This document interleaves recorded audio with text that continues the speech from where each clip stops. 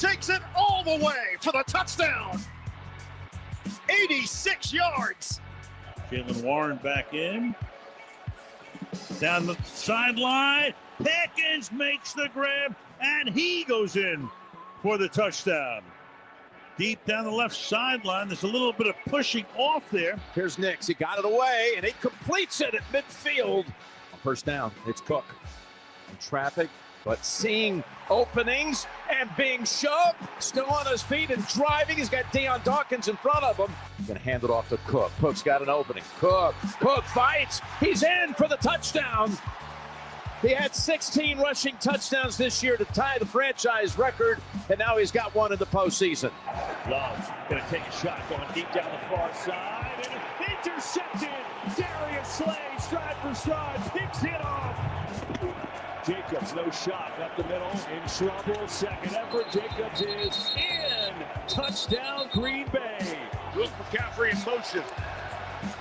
Daniel retreats, throw it end zone, touchdown. De'Ami Brown.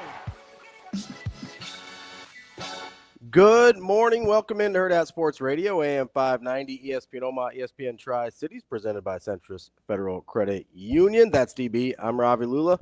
What's going on, DB? Trying to figure out which one controls my mic. You should be two. Two? Yeah, the one you're touching right now. That should be you. Yeah, I don't think so. Hold on. Nope, just kidding. It should be the first one. I can't see. Yeah. Oh, well. That's all right. We'll figure it out. How was your weekend? Weekend was all right. Yeah? I mean, yeah, it was all right. Just chilling. Nothing crazy. Creighton got one. I was at my mom's. I went over there for breakfast. On Saturday? Yeah, early. Woke her up. She was not happy. How early are we talking here? So that's kind of what I thought. It's like I didn't call until 8:40. Okay, that's not terrible. No. That's not bad. And she goes, "What do you need?" I wanted to hang up. I was like, this is not about me. Okay? It's not for me. No, so I watch Creighton. Are you kidding me? I watch Creighton over there. Then I was fully prepared for Saturday night, so that was no big deal. Yeah. Was glad in the meantime that Carolina found a way to not No big deal. lose to North Carolina State. Always a plus. And then for whatever the reason, I was anticipating Nebraska Purdue, even though You thought it was going to go bad? no, well, not that bad. Sure, My yeah. man A.A. Ron did. He texted early because I think he just got back from ice fishing. I think he was about to put a prime rib in. He's like, "Man, I feel an ass whooping coming." I was like, I don't know how I feel about that. I didn't feel it coming. Did you think the line was high? But about, pardon? Did you think the line was high? 8? 8.5, 8? I didn't think it was high enough. Okay. I thought it should be about 10 or 11. Okay. So that wasn't an indicator of like, Vegas thinks it's going to go worse than I do. No. Okay. You thought that was a lot? No, I was just curious. Yeah, I thought I was like, they want you to take the bait? I thought it was about right, honestly. I thought it was close. I would have made it probably 10, 10 and a half. Yeah. I could have made it 20 and been good. I could have made it 31 and been good. Could have damn near made it 40 and been good. So, like, it was all right. I was pretty disappointed in the NFL, though. Yeah? Yeah. Just the overall quality? Was just not good. It wasn't good. And I think sometimes announcers can save it. Sometimes they enhance the muck. I can't believe, like, generally speaking, and I probably should get to local basketball first, but it's okay. We'll get to it. Generally speaking, people can't be happy with Brady. I wouldn't imagine. It's gotten he's worse. You and I were talking about this with Maddie DeMarinis on text. He has gotten worse. Yeah, like I think maybe you just say, hey, finish up the interview with the Raiders thing. Like, go do your thing. And yeah, but they're paying him so much money, they want him on the playoffs. Right? I don't know. You know what's wild to me? I think you got to flip flop Olsen. Olsen's definitely better. It's not even close. Like Olsen was better last year. Olsen's good. And I don't love Gio, but he's significantly better. He's pretty good though than Brady. There's a decent amount of evidence, just like people have done kind of studies on it. I don't know why they pay color commentators at the NFL network level what they do, because Brady's making like high 8 figures a year. Yeah, that's a lot, right? And the statistics and ratings will show you it doesn't matter who's calling the game, right? So I understand. Bills and Broncos fans got Romo in all his glory. Isn't it amazing how early on where Knicks could make a similar play to Josh Allen, and it was just like, man, great scheme. Yeah. Oh, good job by Sean Payton. Yeah. And Josh Allen does a play, and it's like, oh, what an incredible talent. It's an alien.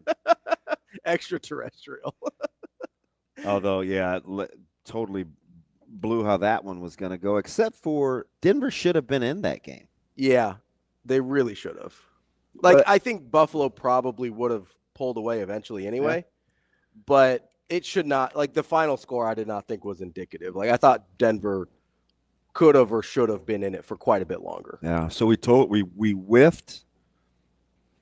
We whiffed on the Chargers, and we whiffed.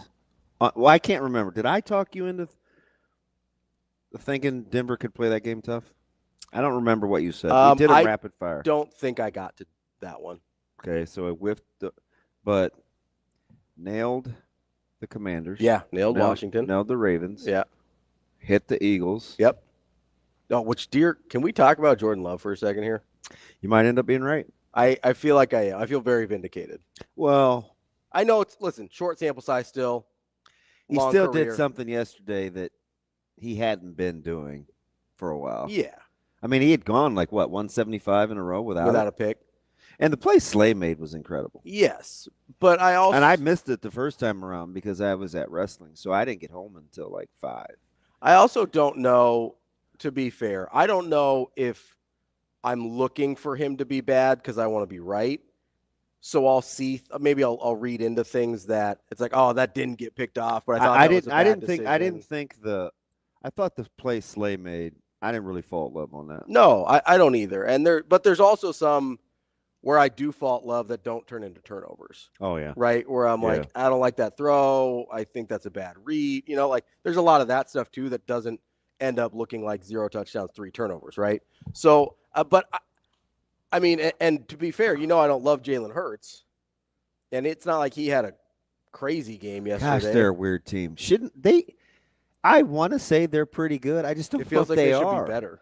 I just don't. I think they're good. That's the sense I get. It feels like they should be better. It always feels like they're kind of stuck in And I mean, he hadn't played in a while, so maybe there was a little rust. But I do get the sense that maybe they're protecting him a little bit. No, they just the Eagles should just be better. Yeah, it feels like they should be. It feels like they're always kind of revving their engine but never taking off. Yeah. And I don't know what that is. What I do know is at some point, maybe it's a Jordan Love thing, maybe it's somebody else. At some point, people are going to be like, hey, maybe we shouldn't pay these quarterbacks $50 million when we don't know what they are yet. It's strange, though, because then I look at, and even though I thought the Commanders would win, I felt like Tampa should have won that game. In the game, yeah. Beforehand, I thought Washington. In the game, that's what I'm saying. Yeah, in the game, watching that game unfold, I'm like, oh, yeah. It's like it felt like Washington stole it. How's Washington going to win this? Yeah, it felt like Washington stole it, and that I don't know. I always feel a little weird about that. Daniels is going to get the hype because he had the better stats, but Mayfield played really well. Except, I mean, he ate the fumble. He's like, that's on me. Bad timing. I guess that's what he's going to do, but I think he only had 2 or 3 incompletions. Yeah, I don't know if that fumble's on him or not. I really don't. I don't know. He said he's going to eat it. Yeah, he's like, that's that's on me. The timing was poor. I got to handle it. But I also wonder because the Commanders, teams in the end, they just don't want to take points. Yeah. Well, and we saw it's incredible with the Bucs timing. We saw later that quarterback sneak or that the 4th down play or 3rd or 4th down play where the timing was off with the snap too. So I wonder, Like maybe that's on Mayfield. Maybe there's an issue with kind of the snap and the snap count and everything. Like I think there's a lot of things that could be going on there. But you know what I thought yesterday during that game as I see a field goal doink off the upright and then sneak in? Like, hey, I wonder if Jaden Daniels had broken into the free if he would have taken the touchdown.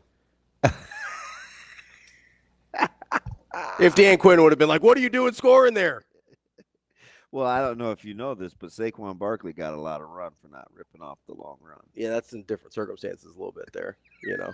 It's not a ball game. You're not trying to go get points. I mean, yeah. You know, a little circumstances a little different. Wow, that's just you guys are just going to go back and forth. Oh, I'm 100% never going to. I don't know why you just didn't. So what I would have said, because there's some valid points both ways. I stopped listening at the NFL comp. You can't compare. We're just talking about when to score, when not to score in games, and for one of our mutual associates online, and when his first analogy from the Notre Dame Penn State game was the Chiefs and Eagles, like I stopped listening. Yeah, because I watched the guy make a 57-yard field goal. What were we talking about in his sleep? And what were we talking about earlier this year where we're like, are 55-yard field goals just routine now? Yeah, people in the NFL, they just get out of bed and they just roll out and make 60-yarders these days. I mean, 44 yards in college, and you're like, unless you're cheering for the Pittsburgh Panthers, you're thinking. Yeah, you get north of 40, and you're like, no, I don't feel good about this. Yeah, so I'm like, find me some it's just a bad analogy.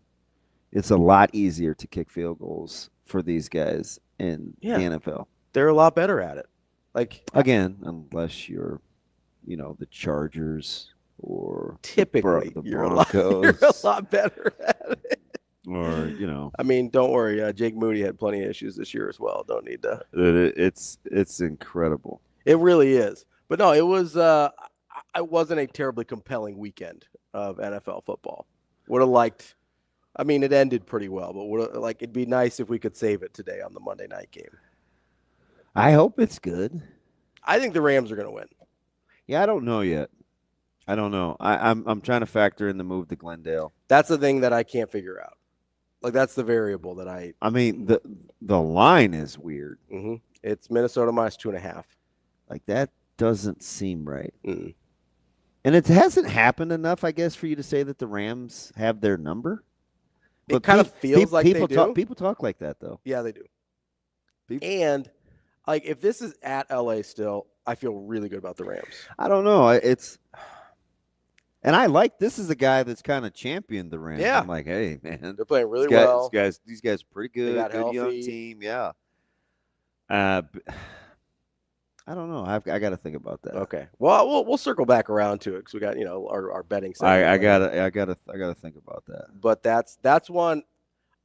Part of it is, and what were the Chargers? Can we go back to what were the Chargers doing? Dude, I don't know. I have no idea. How sometimes they go through these stretches where they just look awful. Can I bring up another guy that I've had hesitations about a little bit? Yeah. Like Justin Herbert's just never won a lot. And he hadn't turned. How many interceptions did he have all year? I don't know, but he had 3. Might have doubled it yesterday. He did almost. No, he did. He had 4 yesterday. He did double it yesterday. I mean, it was. I don't even know who that guy was. That's a guy that hasn't won a lot. That's all I'm going to say. I don't know what to do with it either. He's so much better than that. He is so much better than that, and I that's why I don't understand it.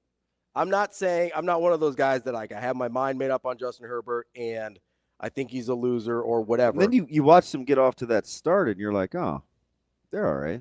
Yeah, first quarter, you're like, oh, this will be fine. They're going to do – and then they almost didn't score again. What did he complete? Was he 40? He was in the 40s for completion. 14 for 32. That's south of 50%. That's incredible. That's really bad. 14 for 32, 1 touchdown, 4 picks. Couldn't run the ball. That's a dude that I have no idea what it would be about him because of his talent. Like, I don't have a good reason to be like, oh, he can't. I don't know. I know I would take that dude every day that ends in Y, though. So I would too. But then I look at it and I go, this dude just has not won a lot. And I don't know what to do with it. I was happy to see one of the. I still think he's a secret and maybe it's just because I've talked about him since he's been drafted by the Bills. Cook is really good. Yeah. This needs more touches. Really, really good. Well, that's how they got good last year. They gave more touches. Late, yeah. And they figured out, this Cook guy's pretty good. Buffalo running the ball from the running back spot makes them pretty dangerous. It's kind of funny that it's sort of reversed from how we talked about Nebraska this year, where it's like, hey, if you could just get like a little bit out of Dillon in the running game, you'd be a lot better. It's like, hey, Buffalo, if you just remembered that your running back is good, you'd be a lot better. Josh Allen would be exponentially better. 100%, because you don't know what you're going to get there, and you could keep him fresh too. He looks fairly fresh. It's interesting at this Cook or Allen. Allen this stage in the season to see like it doesn't feel like he's taken the beating he has not in other to have years. him dinged, but the AFC is going to be hectic. Yeah. I don't even know. I have no idea. I've said it all year. I still think the Ravens are the best team in the AFC. I would agree with you if it weren't for the Lamar playoff thing. Oh, I know you said that. Like I've said that all year. 2 months ago. Right? I've said it all year. Yeah. My eyes tell me it's sort of like I still think the Ravens are the best. It's sort of like the Justin Herbert thing. 99% of the time I'm looking at it, I'm like, yeah, Justin Herbert's really, really good. And then it gets to something that matters. I was like, that guy doesn't win a lot. Yeah. I don't even know. I mean, sure. The Chiefs have the best player. Mm-hmm. He's not playing the best though. No, not currently. But he had kind of a weird year. Whenever he gets ready, like that's the guy that I would take over anybody else in America. Yeah. And to play with anybody. Yeah. Me, you, Shane. Probably still make it to the AFC Championship game. Like he was going to make all those people better. Mm-hmm. But I don't know what to do with the fact that he's not playing the way we assume he plays, though. Maybe he just turns it on. They're really good defensively. They are really good defensively. So it doesn't sound right saying that, Mm-hmm. but I'm like, I think the Ravens are the best team in the AFC. Yeah, I don't have a good actual football argument for you. I just don't trust Lamar. I just don't know how you could hold the Chiefs to what you did last year in the playoffs, and you still couldn't win, though. Yeah. Like, you just go back and you couldn't have drawn that up any better for the Ravens, and they still couldn't get it done. Yeah. That's the thing that I can't get over. It's not just the Ravens and Lamar. It's also the exact opposite of that with the Chiefs and Patrick Mahomes, right? Like the Ravens will play games that you're like, oh, they're definitely going to win this, and they find a way to lose in the playoffs. And then you have the Chiefs that you're like, I don't even know how they're in this game, and then they find a way to win because of Mahomes. It's crazy. And I don't know what to do with that. Like that's the part of it that I can't figure out. And it's the same thing with Justin Herbert, where I go, hey, that's a really good football player, but I don't think he's going to help you win that much. I think they got Tucker figured out. Seems like it. I don't know. Yeah, it's kind of they do. I don't know. I just think. I mean, they're just hammering folks. They had some defensive lapses early. We think we've got that figured out. Yeah. Well, ask the experts. It's simply just moving a guy to free safety. Oh, is it that simple? You just I don't know. Move a guy over. The statistics are crazy. Like the last 6 games. Yeah. Since he's moved. Yeah. But early, like. For sure. But I just remember last year what made him good is that he could play everywhere. And that was the reason.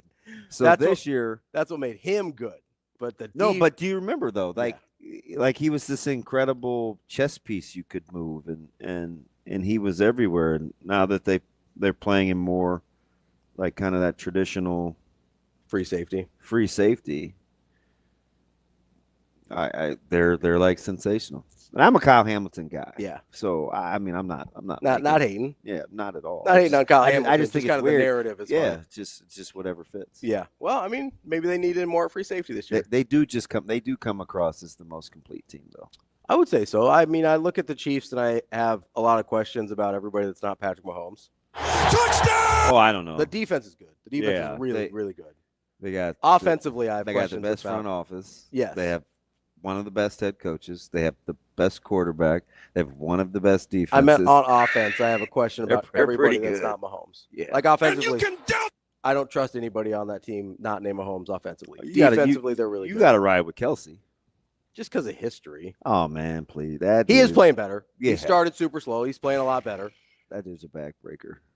Totally Still, fair. Whenever he did. And honestly, it does feel like he sort of just they sort of just have him coasting through the first half of the season to be like, hey, big guy, like we'll figure these games out without you. Third and 6 must get. If Mahomes isn't running for it, it's somehow Kelsey's going to get it. And you're going to say to yourself, how do you turn that guy loose? Also, the chemistry between Mahomes. It's made up. That's how. Well, yeah, that's what I see. So the chemistry between Mahomes and Kelsey, it's like, hey, I know what route he's going to run, and then he just doesn't run that route. And Mahomes is like, don't worry, I'll find you. Yep. Which is, I don't know how you defend that. It's and apparently nobody else does either because no one's figured out a way. No. So who do you want to win tonight if you feel like, because you're going to get you feel like you have the best remaining teams left? Probably. Yeah, probably. I wouldn't. You could convince me of Chargers over Texans as. No, I'm talking about in the NFC. Oh, in the NFC. Yeah, I think so. Yeah, I would say so. So you want Minnesota to win to get the best matchup? Because nobody's going to have to play outside. Yeah, I do really like how the Rams are playing right now. Obviously, the Vikings have had a much better body of work throughout the season. Like, I don't know in this moment if I'm 100% sure the Vikings are better than the Rams. It's going to be Stafford. Is that crazy? No, but Stafford against the blitz, I believe. Don't quote me. Okay. I think he's top 3 in the league so far this year. Yeah, that of QB efficiency. I'd buy that. So I wonder what Minnesota's going to do with him with, the famed pressure packages. Yeah. I don't know, but I really don't. I don't know what it is. Maybe it's just a Minnesota thing. Like, I don't want to get pinned down and for sure say that Minnesota's the best team left or the best team in that matchup. Like, if I'm taking right now, I don't know that they're better than the Rams right now. Yeah. I really like how the Rams are playing. Should be fascinating. It would be a shame for the Rams to go home after tonight. It would also not the Rams, the Vikings. So that's a good football for team. all the belly aching we did about the college football playoff seeding. Do we not act like the NFL seeding isn't just as stupid? Yeah. So we have a mutual friend that tried to do the NFL thing. Yeah. And you can't compare the model that's based on a league that's based on parity. Yeah. So I didn't like the college, and he was like, yeah, I mean, decent point, because he was giving me lower seeds to make runs, right? He's like, oh, even your boys. So I'm like, yeah, no, you can't make that. Yeah, the NFL is vastly different from just the original intent to college, and a couple guys tried to be. I hope JD was trying to be funny, but see, he's snarky sometimes, so you can't tell. He's like, oh, you were complaining about blowouts. We got the 2 best games, and I was like, yeah, the 5, 6, 7, and 8 seeds. Like, they were playing chess the whole time. Yeah, to get the close game. Like, fundamentally, the process is still flawed.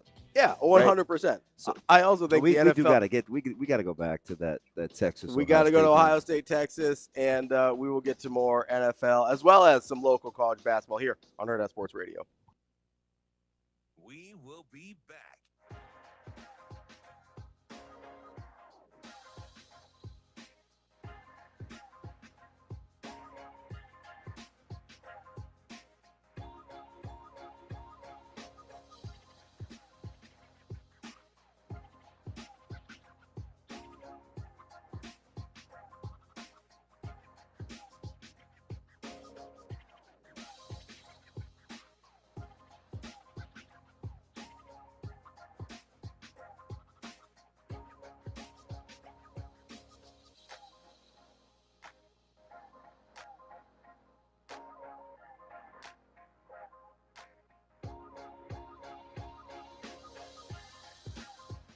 We will be back.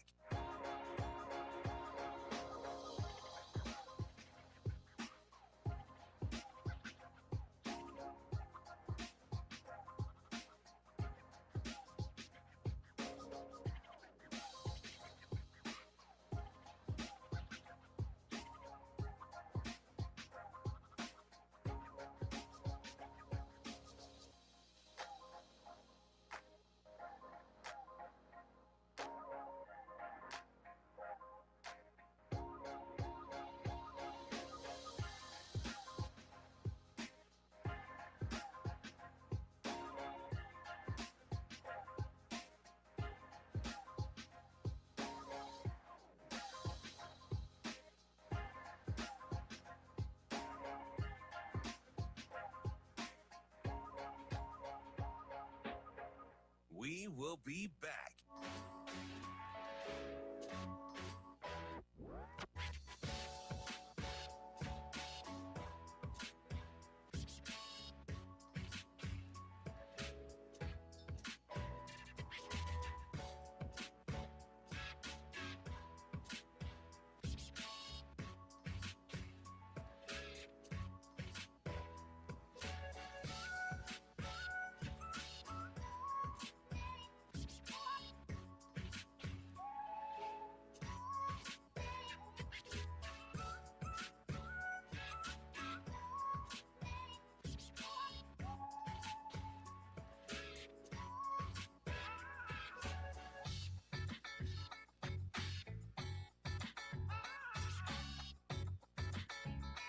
We will be back.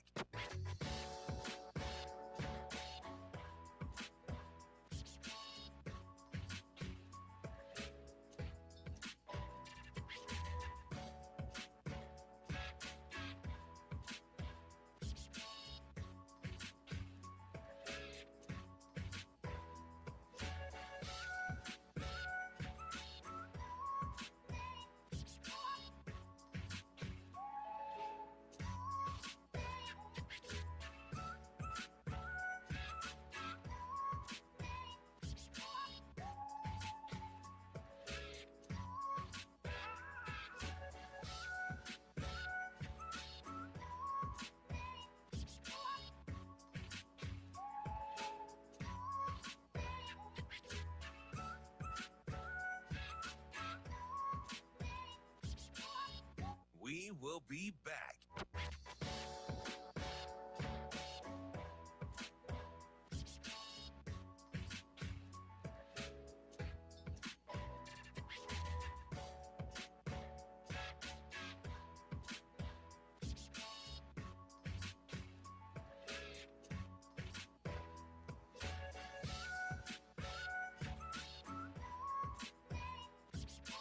We will be back.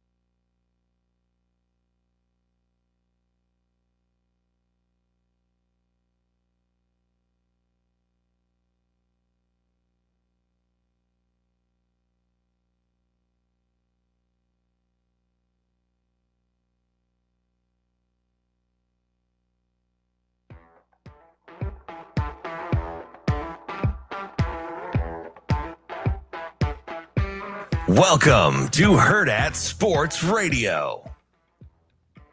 Welcome back, Hurrdat Sports Radio, AM 590, ESPN Omaha, ESPN Tri-Cities. That's DB. I'm Ravi Lulla here on the Pillar Exterior stage. If you're driving to work this morning, make sure you have your eyes focused and straight ahead. It's cold out there, but keep locked in. Make sure you are paying attention. You got one job as a driver. That is to drive. Keep those hands warm, but make sure you're paying attention to the road. That's a message from the NDOT Highway Safety Office. DB, what up? How warm do you think Quinn Ewer's hands were on Saturday night? He's so or Friday night. He's so interesting. I don't know what to do with him. I mean, you watch him make the play, the little flip, the scramble. He didn't get any help early. Mm-hmm. None at all. He hung in there, kept making plays. Then when he had to make a play, it was like, that's not good. Felt real casual. Yeah, the body clock thing. I don't think it exists. It was incredible. Like there was such a total lack of awareness on that strip sack. It was incredible. And I don't want to put it all on Ewers. I don't either because the play calling was horrible. Oh, my God. What are we doing? You know, but they're a 1st and goal away from That's a 1, right? 1st and goal from the 1. Yeah. From tying that thing up with a couple minutes left to go in that game. Mm-hmm. And not only do they not score at all, they end up the game being over. Yeah. Oh, yeah. She wrote. I think the one that bothered me the most, I mean, I know it's really easy to say, hey, just like QB sneak it 4 times, which in this situation is actually valid, to be fair. Because not only would you likely score, you're not going to have a large negative play, and you're going to eat a ton of the clock that's left, right? And to put you in a position where, like, I don't know, if you're Texas in that situation, do you just go for 2 and go for the win if they had scored there? So I thought about that. I don't think so. Okay. Does it depend on how much time's left? I thought about that. I'm like, because there'd have been what, almost like a minute 30 maybe? Depends on how many plays it took them to score, but yeah. And how Ohio State's using time. I don't know. I felt like I would have gone for 2, but because didn't it feel like Ohio State was better? Yes and no. For half that game, no. But at that point in the game, if you're at that point in the game and you're Texas, are you really wanting to play with Ohio State? I felt like Texas's defense had established themselves. Fair.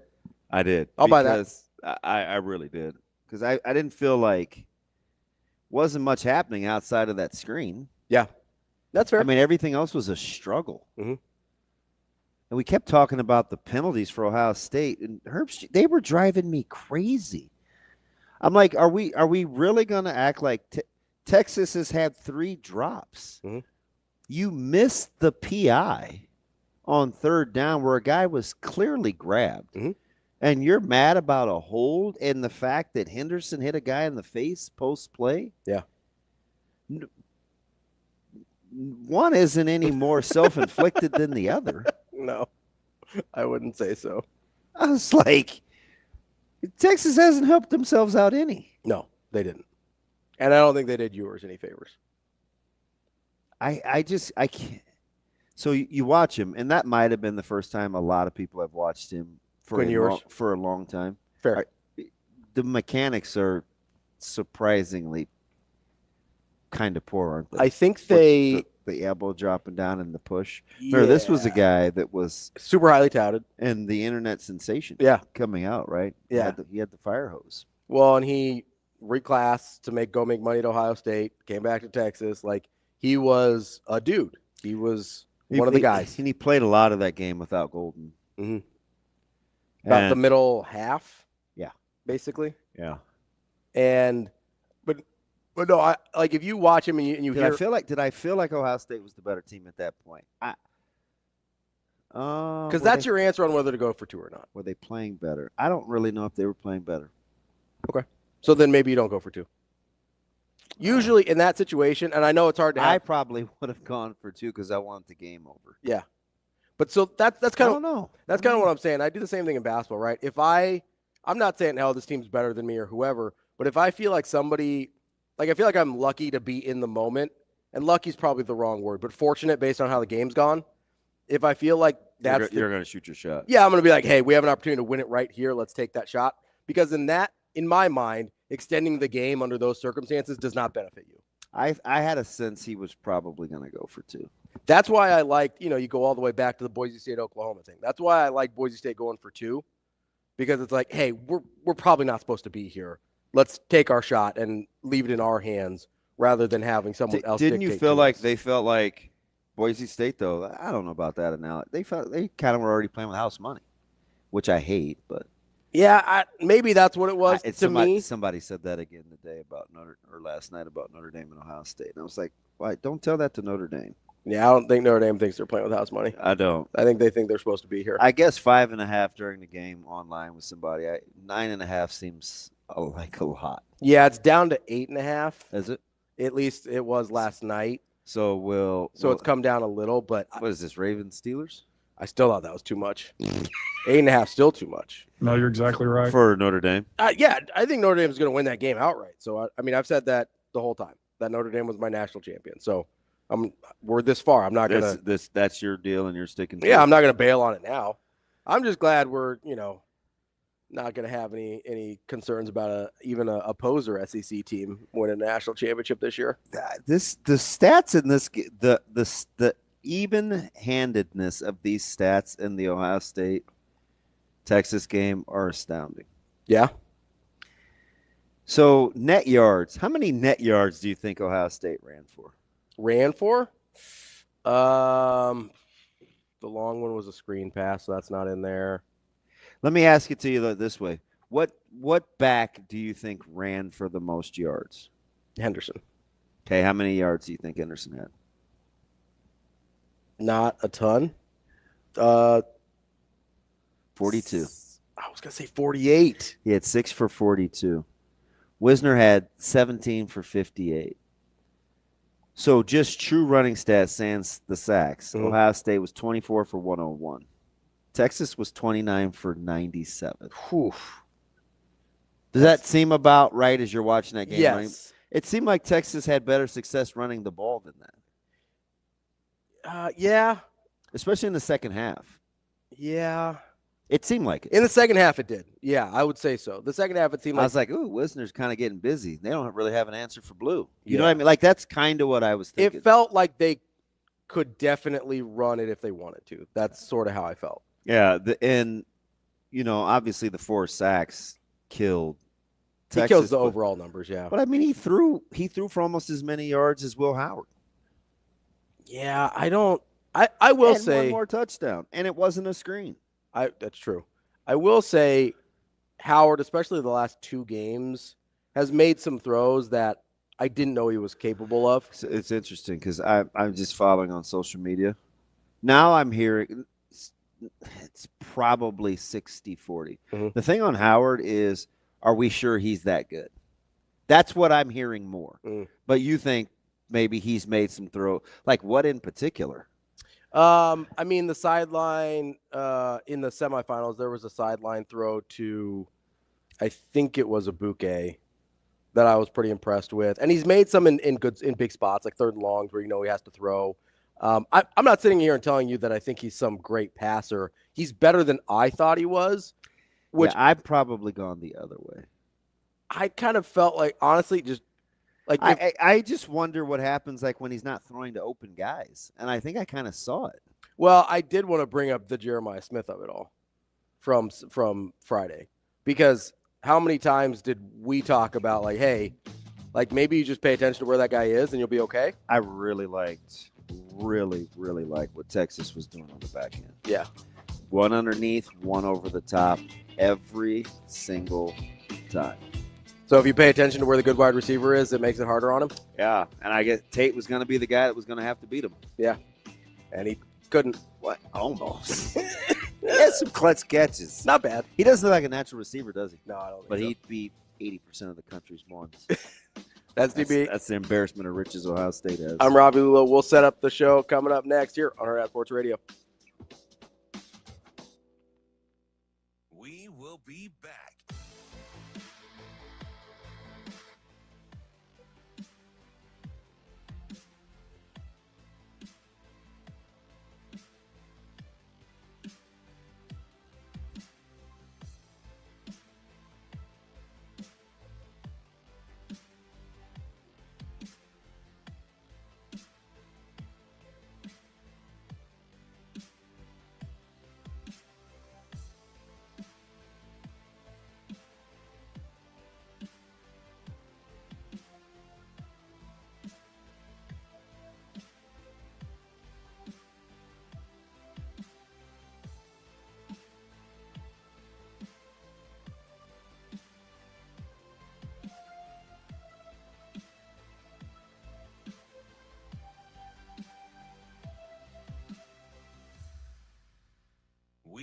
be back.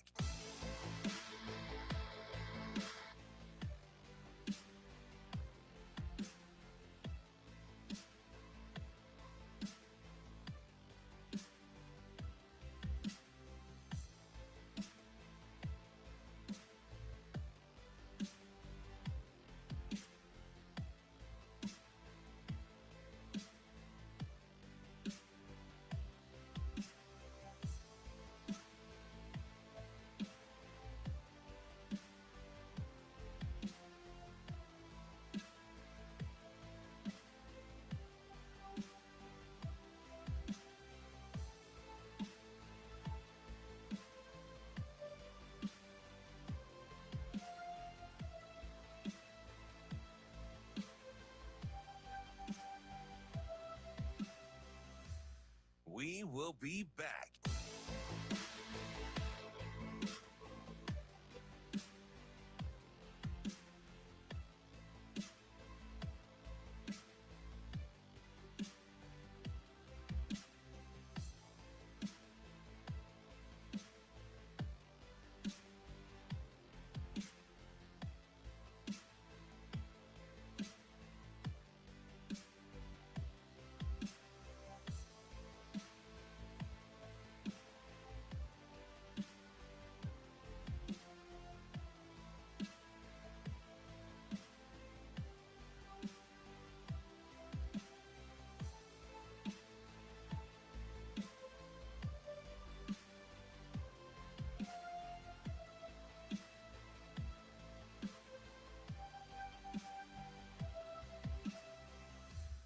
We will be back.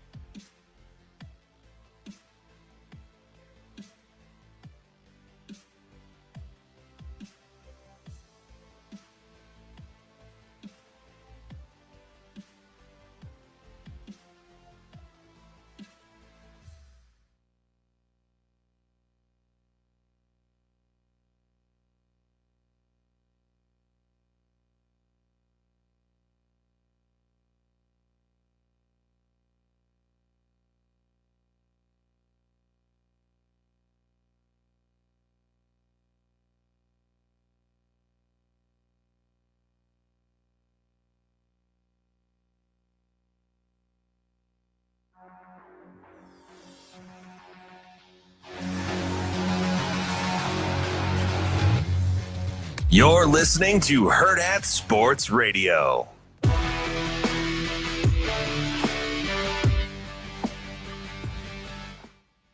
Welcome back. Wrapping up hour number one here on Hurrdat Sports Radio, AM 590, ESPN Omaha, ESPN Tri-Cities. That's DB. I'm Ravi Lulla here on the Pillar Exterior stage.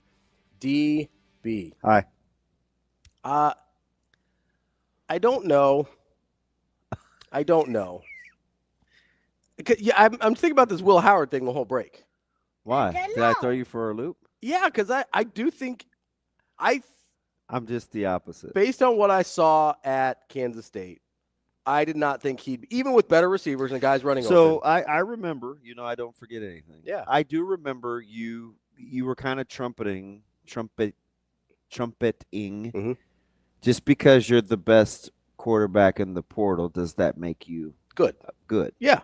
And you were using Will Howard, the best QB available, and you were using Will Howard. Yeah.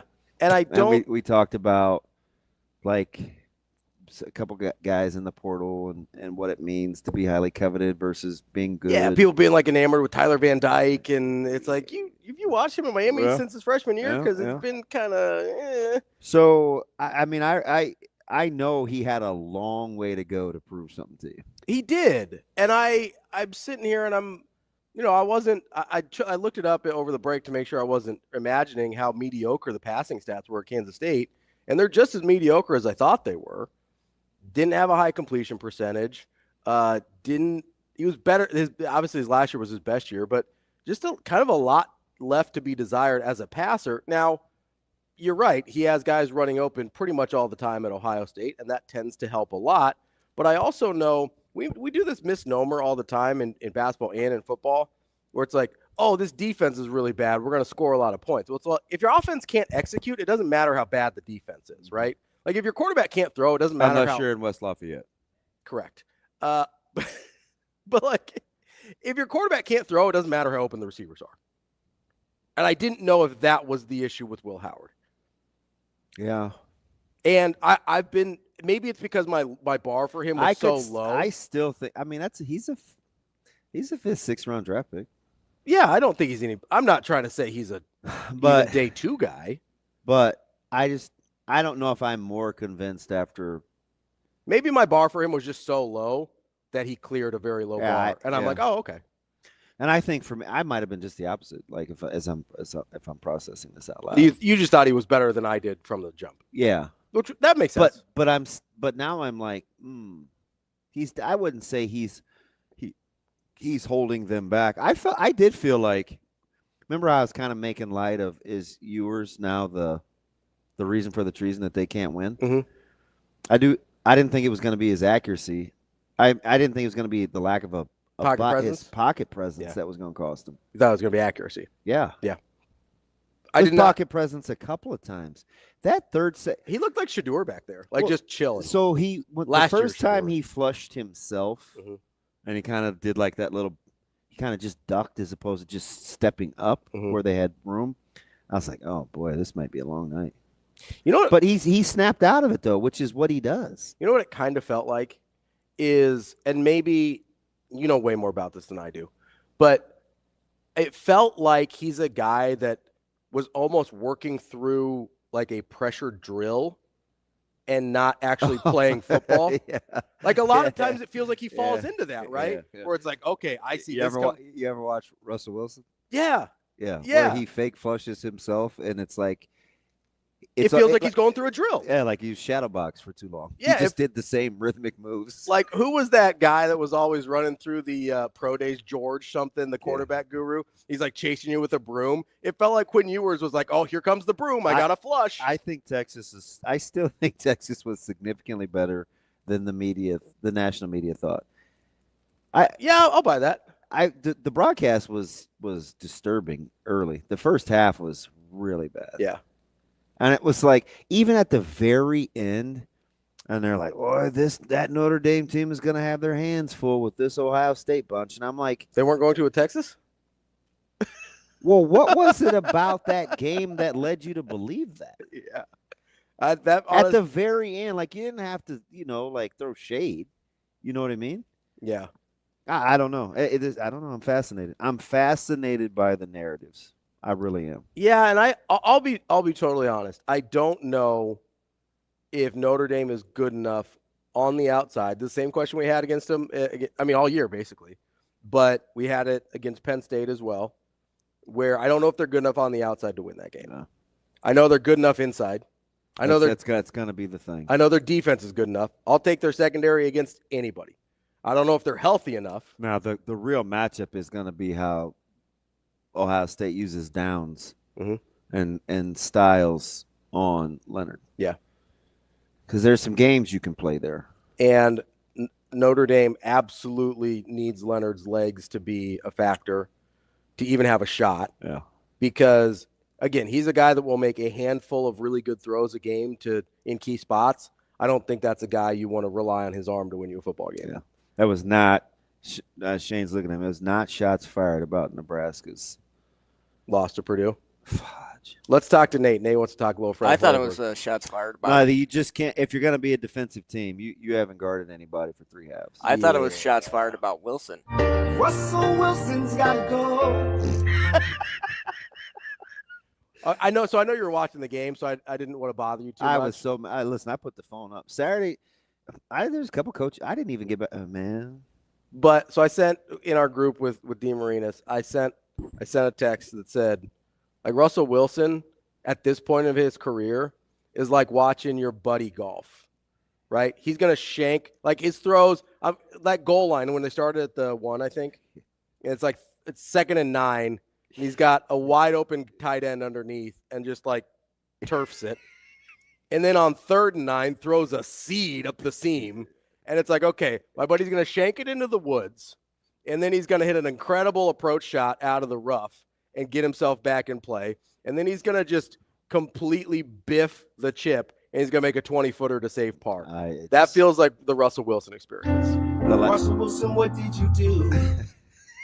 The whole Ryan sent me like the, what do you call them? The AI generated stuff and all the like the memes between Wilson and Tomlin. I mean, just out of control. Oh, the interviews out of control. Yeah, but I mean, you got to put up with it. What happened? If you're the Steelers right now, 300 yards on the ground. If you're the Steelers right now, and I know Russell Wilson doesn't fix or I know a quarterback doesn't fix the 300 yards on the ground. But if you're the Steelers right now, would you trade your first-round pick straight up for J.J. McCarthy?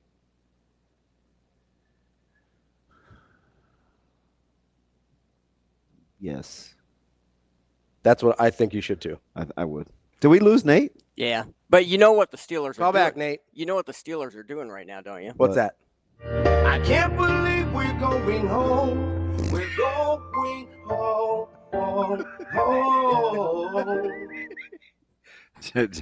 John Legend. Yeah, singing about the Steelers. I would not describe Russell Wilson as. I'm glad you feel Russ comfortable Legend. enough around me, Shane, to poke, to go public with that. That was supposed to be kind of a. When we lost them 4 games, I blame you. It's fine. I got a good chuckle out of it. when I you could said poke that. fun at myself. It's totally fine. Like I said, as a Raider fan, I would take one and done every single year because I haven't had one and done for like 25 years. I know one thing, man. That guy you got over there in the front office needs to be conducting interviews and not broadcasts. Yeah, maybe just pick the one job, one or the other. I was I'm like, they're paying him too much money though. He's never going to walk away from that. And I'm telling you, man, I put up with Romo for years when I knew he was bad before any of you clowns, and it didn't. And would you happily take Romo over Brady on a broadcast today? No, he was horrible yesterday. I kind of do feel bad for fans of those teams. Yeah. Yeah. Because it ruins it for them. I mean, unless you're like if you're like KP, like Ken, he's a huge Bills fan. Mm-hmm. So when Romo does a Bills game, I mean, he's going to fawn over Josh Allen. Sure. So that's probably fine. Yeah, you can listen to it. It doesn't bother you. But like for 98% of the other people that Romo doesn't single-handedly seem to be enamored with, not having a great time. It's tough. Yeah. I mean, he's drawing up these little intermediate shallow routes, and Cortland Sutton hits one outside the pocket, and it was on a scramble from Bo Nix, and I mean, it was along the number, so clearly not intermediate. Now, he had to cross the middle of the field, so technically, Tony, you were right about middle of the field drag routes. Yeah. But anytime you run crosses, you have to cross the middle of the field. You go, well, it was right through that area, like I just said. And I'm like, it's the key point of cross. You got to cross. How about the play Bo Nix made, though? Yeah. The scramble, the throwing it on the run. I know it was Allen X. It's all scheme. But it wasn't Josh Allen. So we had to go back to the play design? It's all scheme. Sean Payton, genius. I'm like, fine. Sean Payton, genius. Talk about a punchable face, though. Who, Sean Payton or Tony Romo? Payton. Yeah. He looks so smug all the time. He had some looks. A couple guys came to the sidelines, and I was like, ooh. Like, are you going to punch me in the face? That looks smack that guy. That looks intense. That looks very, very intense. He seems kind of like a tough hang. Sean Payton? Yeah. Yeah, I don't know. He's had some doozies at press conference. He's pretty matter of fact. Yeah. He's. What if he said what Mick Cronin said? I don't know. Did you see how UCLA played? Not good. My man did pull a Coach Dale, though. Yeah. He threw me out. Hey. I mean, that was kind of innocuous. Yeah, like, did he want to get run? It kind of felt like it. Maybe he said some magic words. Because they were kind of in that deal. I was like, oh, they may have a pulse. And then all of a sudden it went from 6 to 16. They did not have a pulse after that. Yeah. Hey, can't be the hungriest dog in the room. Knock it off. Coming up next, we're going to talk to Sam McKewon from the Omaha World-Herald. Speaking of Nebraska ball. We'll get to Nebraska ball and all that good stuff with Sam, see if his Bears are ever going to hire a head coach. We will also talk to Will. Just keep throwing names out there. Pete Carroll, that's the latest one. That'd be a great hire. I actually think so, too. Will Backus from CBS Sports going to come up at 9 to talk some national college football as well. That's DB. I'm Ravi Lulla. It's Hurrdat Sports Radio.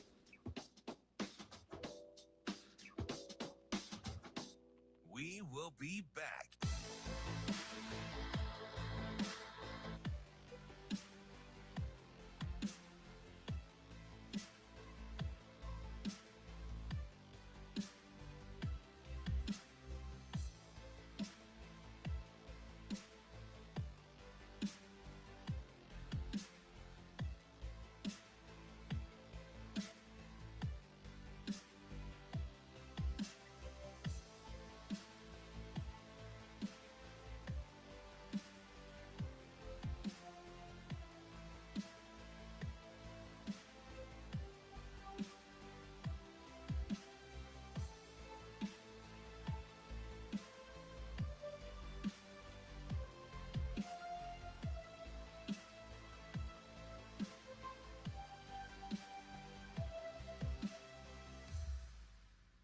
We will be back.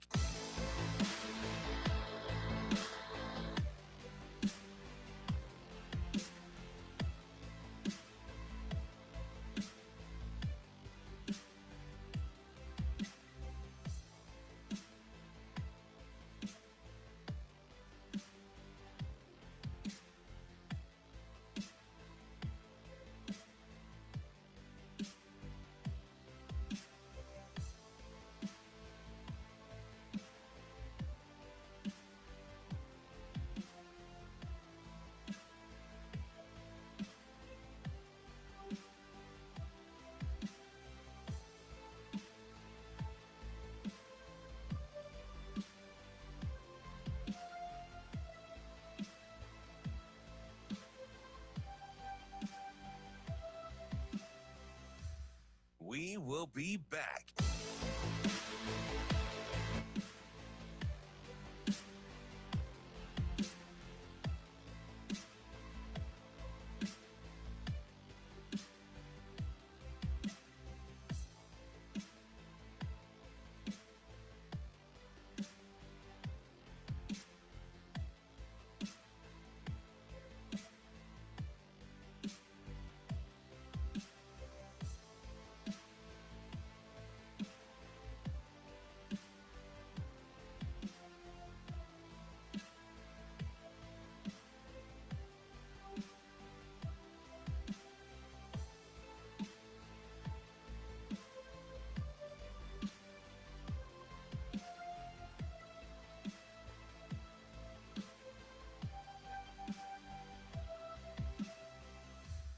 We will be back.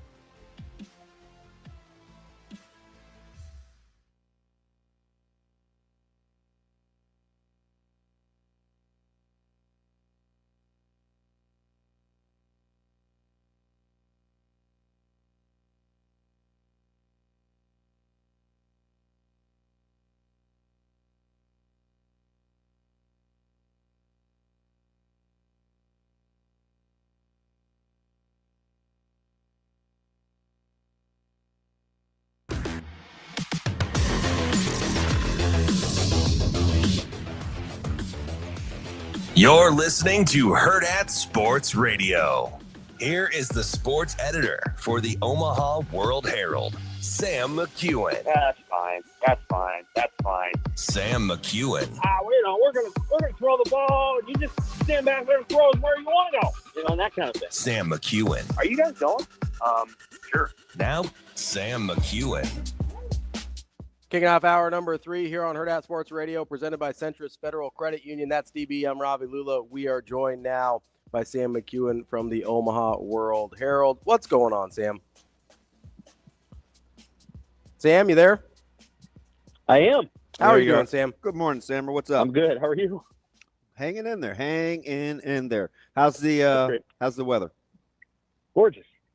Does your snow melt? Pretty much. Okay. Not all of it.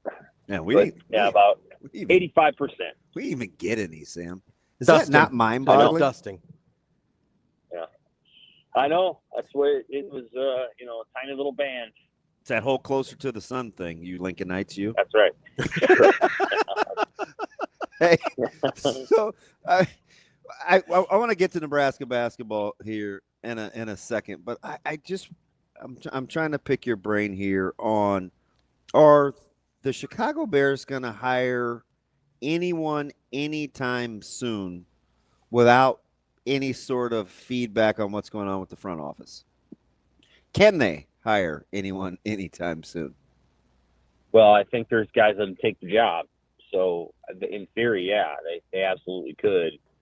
On occasion, you'll see a franchise hire a coordinator like a Ben Johnson or an Aaron Glenn before their team is out of the playoffs. That happens. That's happened a couple of times, but sometimes it can take a little longer. Obviously, they want to pursue all options. And, Kevin Warren, who's kind of running the search. Ryan Poles is the GM, but Kevin Warren has cast an intriguing wide net. Apparently, Poles doesn't love the infrastructure as it stands with his boss. So I don't know. Poles seems like he's pretty good at his job. I kind of let that guy do his job. Yeah, I understand that. I think that's understandable. Sometimes what GMs are really good at is managing rosters, and sometimes GMs are really good at hiring coaches. Not all GMs are good at both. I think he might be good at both. I have no qualms with anything Poles has done in terms of managing the roster and constructing it. You do generally want to have a coach that's on the same page, but not all GMs, like I just said, are equipped to make. Are really good. Equip's the wrong word. They're not really good at necessarily making hires. Sometimes the owners are bad at it too. So Jerry Jones is basically the GM and the owner for the Cowboys, and he's made, I think, a series of bad hires. I'm intrigued by the way that the whole firing of Eberflus went down because Poles and Warren were still in a meeting or something like that. But there's a reason why Kevin Warren is there. And it's a valuable reason, and it's to shepherd the stadium project, which, in my opinion, and a lot of Bears fans would not necessarily share my opinion. I think it's important that the Chicago Bears get a new stadium and they get either a dome down by the lakefront or they go out to Arlington Heights, because I feel like the situation as it still stands with their dome or their field, it's just hard to attract consistently elite offensive players to that environment. It's a tough place to play in, and it's cold and all the rest. So, I think if the Vikings have had a lot more success than the Bears over the last 30 years. I know the Bears have been to a Super Bowl and the Vikings haven't, and I understand all that. But the Vikings have benefited, in my opinion, from having a dome, moving from Metropolitan Stadium. Although, yes, they went to 4 Super Bowls at the Met. I think they've benefited in some ways. And so I think the Bears need to keep Warren because that's his specialty. He got the Vikings' new dome done, and he needs to stay there. Now, whether or not he needs to be the guy that makes the hires, I do feel like he's kind of running the search. Matt Campbell, Mike McCarthy, who knows who else. I know that there's been rumblings out there of Mike Tomlin. Now, Mike Tomlin should never be fired from anywhere he's at. But might he be interested in going to a franchise that had a young quarterback that his success with the Steelers often prevents him from getting? Maybe so. I don't know. Like, I would love to have Mike Tomlin as the coach of the Bears, and I think he'd be a hell of a coach for the Bears. But, the Steelers have a better organization. But as everybody saw, as you saw, Damon, you're a Steelers guy, on Saturday night, they do not have solution at the key position. And the only way they're going to get it is if they trade for it, because it's very hard to draft in the back half of the first round and get the guy that you really want. The Ravens did it with Lamar Jackson, but that was the only time it's really worked in recent years. As a Steelers fan, you know what I'm waiting for? So this should happen pretty quick, Sam.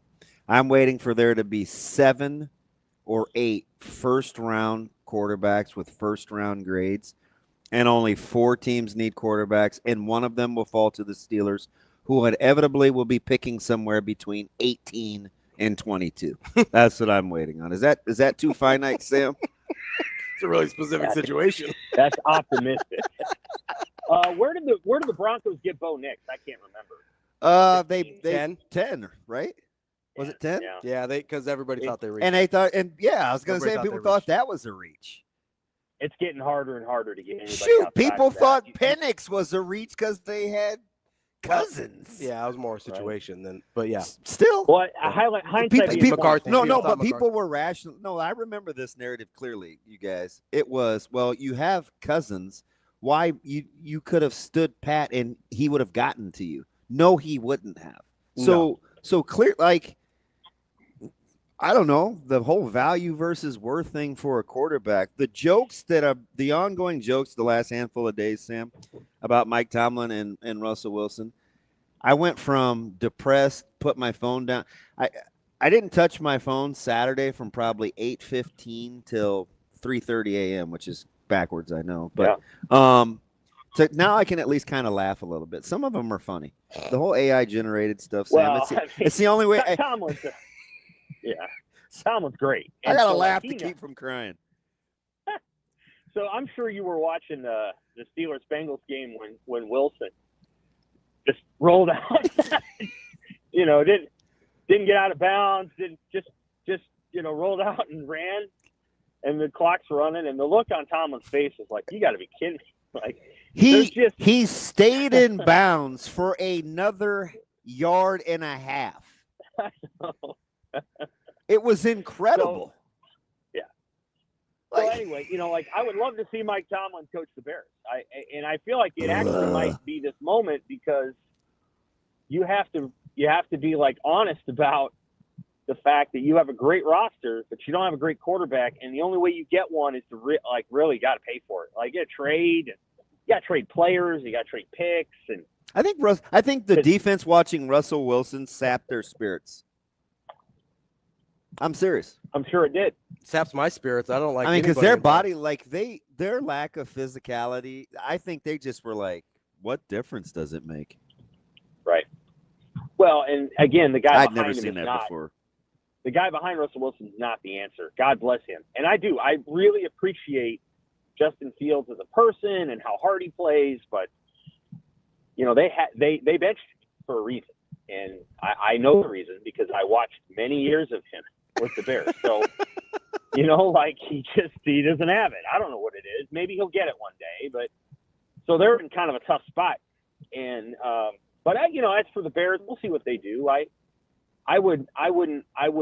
be fine with Ben Johnson, but I would, if I was making a wish list, Tomlin would be at the top of it. And you get him to leave the Steelers and go to the Bears, and he gets to be paired with Caleb Williams, and there you go. But I don't think that'll happen. It looks like Deion's going to Vegas. I told you Deion would get an opportunity. Yeah. Well, is Shador going to to Vegas too? I'm very interested. I'm very, very interested. Okay. I thought he was there for the long haul. What happened? Deion in Vegas. I'd love to see Deion there and Shador. That'd be terrific. The Raiders. He didn't play for the Raiders, but that franchise fits him. Do you think he'd hire Shermer? I don't know what he would do. I mean, bring him along. Bring him along, man. Keep the band Other together. than I think he would be an intriguing NFL coach, because everybody in the room would know that he was maybe the best to ever do it at his position, and he'd probably bring Warren Sapp and Terrell Owens along, and that turned some heads. I mean, I suspect Warren Sapp is probably a pretty good coach. So, he would bring a lot of energy and interest to that franchise, and Mark Davis is the kind of guy that would do it. So I'd love to see that in Vegas. There you go, Shane. That'd be great. All right, Sam, let's switch gears here. Yeah, that'd be fantastic. Okay. And go to that would be really good. Go to Nebraska basketball. What do you chalk up that Purdue game to? Is it the road woes? Like, what do you – because that seems too easy, right? Just be like, oh, Nebraska's bad on the road. Like, what do you watch that game, what do you attribute it to? Purdue's really good at home, but Purdue was really good yesterday, and Purdue's pretty good generally. And so, when they beat Purdue last year, I can't even remember how many threes they hit, but I'm going to say they hit 18 of them. Now, anybody can go back. Maybe I'm wrong about that, but Nebraska played out of its mind that night, and I was there because, I was at the game and wrote about it at the game. And as I recall, Nebraska played out of its mind offensively and hit a lot of shots, and so otherwise Purdue's been very difficult for Nebraska to beat. I think it was just a one-off. Nebraska's played a lot of tough games in a row. You pick your spots. The game they obviously circled and felt like they could win and almost did win was Iowa. Purdue is the hardest game on their schedule at Purdue, and so when they got down early, I think it was going to be hard to crawl out. Obviously, 104 to 68 isn't what you're looking for. You'd like 85-68, but they got to turn the page real fast because they're going to play a team on Thursday that, unless they beat UCLA tonight, is winless in the Big Ten or close to winless. And that team's dangerous because they have really good players. So, Nebraska has to just kind of move forward. I actually do what they got to do. Without being all hyperbolic, I actually kind of think that this is must win. It's very important. Because you still have to have 9 or 10, 9 for sure, conference wins in on your resume. I think this one is huge. And listen, as the resident Rutgers honk here living in the state of Nebraska, I know this team like the back of my hand. It is absolutely must win, but I am terrified that they cannot stay in front of Harper Jr. So I don't so much worry about Ace Bailey just because his shot selection will help keep Nebraska in it. But man, as we saw yesterday, when you can't contain guards and keep them in front of you, this defense gets compromised in a hurry. Yeah, that's very true. And not to mention, he's done this. He's playing at an elite level for Painter. I mean, an elite level. And now that he's scoring, I mean, he's an absolute handful. And he's just out there. He's like Jason Williams or something. I mean, he's just having fun making plays and shooting any shot he wants to because he can free flow in that offense. Yeah, it's fun to watch guards, as they mature. And now with college basketball being able to pay some players, a guy like Braden Smith is going to stay in college for 4 years and probably become a legend, instead of having to feel like, well, I got to go to – it's kind of like Kalkbrenner, like Kalkbrenner probably would have left if they didn't have an NIL thing, because there's not a lot of money to be made otherwise. But, Kalkbrenner can stay, and Kalkbrenner is having an epic year, one of the great years in Creighton history, and I think Purdue, with Braden Smith is the same way. I think Nebraska. So what I wrote today in the Rewind is I totally appreciate Hoiberg wanting to build this thing on defense, feeling like we got the guys to do that, and that there's a gritty culture and a toughness, and everybody saw what they did against Creighton. I still feel like Hoiberg's on the genius end of the offensive coaching scale, and runs a lot of cool stuff. And well, they don't run necessarily a lot of sets, but their players know what to do, and they got to score more. They have to score a little bit better. They got to shoot it a little better. They're shooting about 33% from three. His NCAA tournament teams have never shot poorer than 35.7% from three. So they got to maybe shoot the three a little bit more.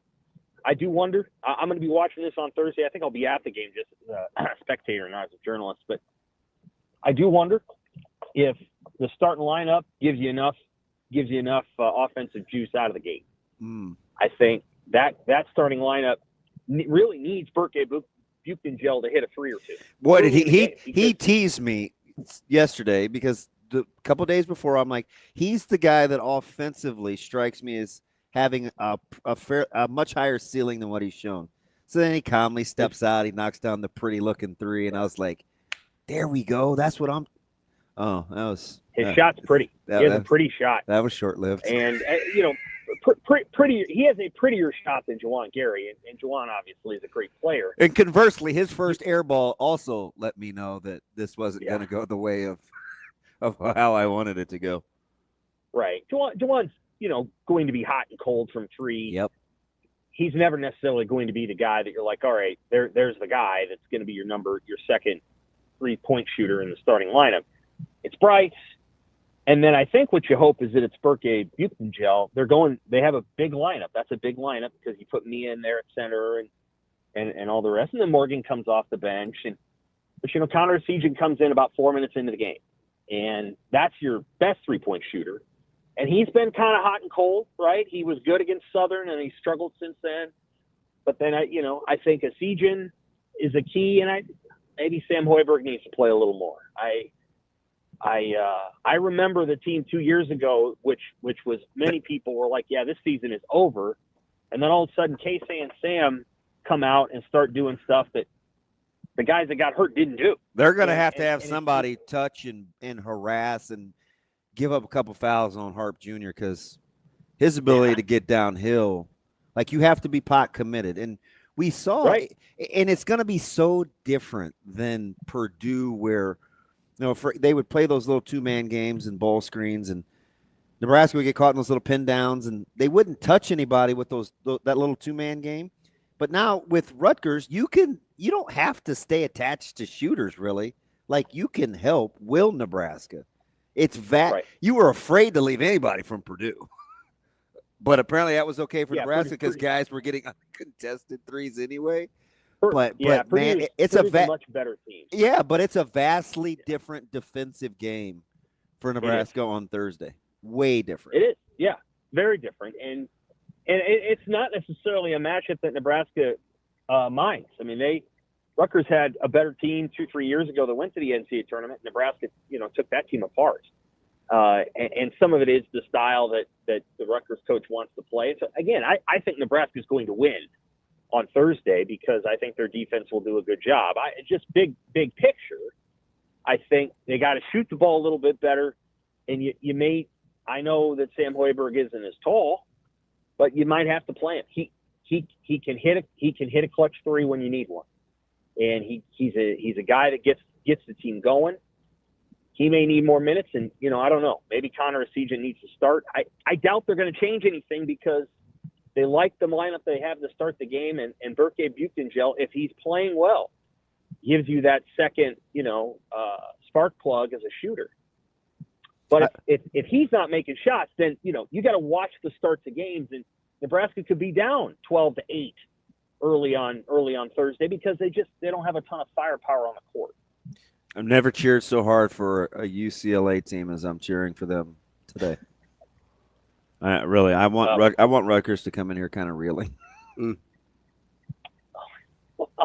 don't know what's going to happen. I know it's just kind of how I think, and I think UCLA's favored. Are they? Yeah, I think so.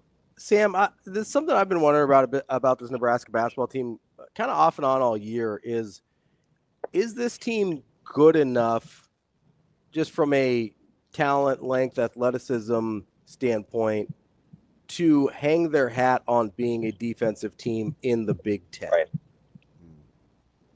I think so. Do they have the horses for that? I just think they got to shoot a little better. Yeah. I don't know if they had to play Purdue and Michigan State, twice, for example, like if the schedule was a round robin and they got those two teams twice, I wouldn't like their chances. But I would say yes if they could get Mia to buy into some rim protection. Like you know what I mean? Just play a little Yeah. tougher defensively in the post. Because they start him. They do. They sure do. Yeah. So it's like, just give me a little. Give me some. Give me a little. A hard foul. I think they will take rim. What do you call it? Deterrence too. You know, so he deters people from going there, and so that's part of it. I think so, but I think they got to shoot just a little better. Like I said, I think they have to, score just a little bit more in order to feel like they're going to win, 9, 10, or 11 Big Ten games. There are certainly winnable games, but I'll tell you what, you look at their road schedule. Their road schedule is the opposite of Nebraska women's basketball. Nebraska women's basketball gets some of the weakest teams in the Big Ten on the road. They got one yesterday in Rutgers. They get one in Northwestern, and they get one in Purdue. All three of those teams are not very good. And Nebraska's women's team gets to play in those gyms, and that's an advantage. You want to play weaker teams on the road. Nebraska's situation is the reverse. They had to play at Michigan State. They had to play at Purdue. They had to play at Iowa, and Iowa's never easy to beat in Iowa. Iowa hammered Indiana. The easiest road game they have, I think, down the stretch is at Washington, and that won't be easy. I mean, Washington's, probably not as good as Nebraska, but they beat Maryland, and they almost beat Illinois at home, and that's a long trip. So Nebraska's road game slate is pretty tough, and they're going to have to find a way to win one or two of those on the road. And at this moment, the Washington game seems the most winnable, and I think maybe they play Northwestern on the road too. Yeah, they do. It's just going to be hard. Like they got to find a way to make some shots. In my rewind today, I put in their last 10 neutral site, which is the Big Ten tournament last year when they beat Indiana, or road Big Ten wins, they've shot 42% from three. That's it. To win on the road. You got to usually, well, at least if you're Nebraska, you have to make shots. They're not Kelvin Sampson's Houston Cougars. And so they're not. It's going to be hard for them to win 57-51 the way that Kelvin Sampson teams can. I think they're going to have to make shots. And fortunately, they got one of the best offensive coaches in the country. Like Fred Hoiberg has few peers in this area, and I do think they will get better as the season goes on. I think the only point I'm making is they probably need to get a little bit better because it's going to be hard to win road games if they don't make more threes on the road. That's Sam McKewon from the Omaha World-Herald. Sam, we appreciate the time as always, and I hope by the time we talk next week, you have a head football coach in Chicago. And it's not Mike Tomlin. Mike Tomlin. Why not? Knock it off. All right. Marcus Freeman won't have played by then, so you might not have conducted that interview yet. I'd love Marcus Freeman. That would be great. So 88% of the football playing free world would love Marcus Freeman. Chew on this. Okay. Let's say Ohio State beats Notre Dame in the national championship game, and Ryan Day says, "I'm done. I'm moving on. I'm going to the NFL." Guess who gets Marcus Freeman? Ohio State. Oh, that's our guy, Sam McKewon. We appreciate it, Sam. Thanks, Sam. Take care. More Hurrdat Sports Radio coming up next.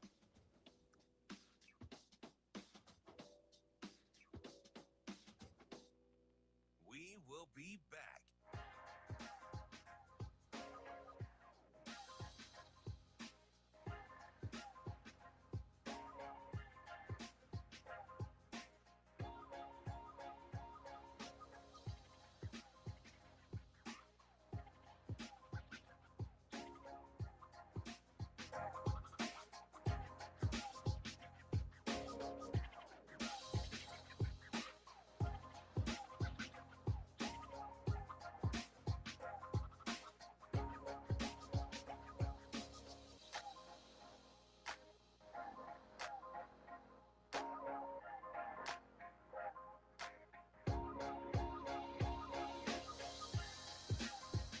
We will be back.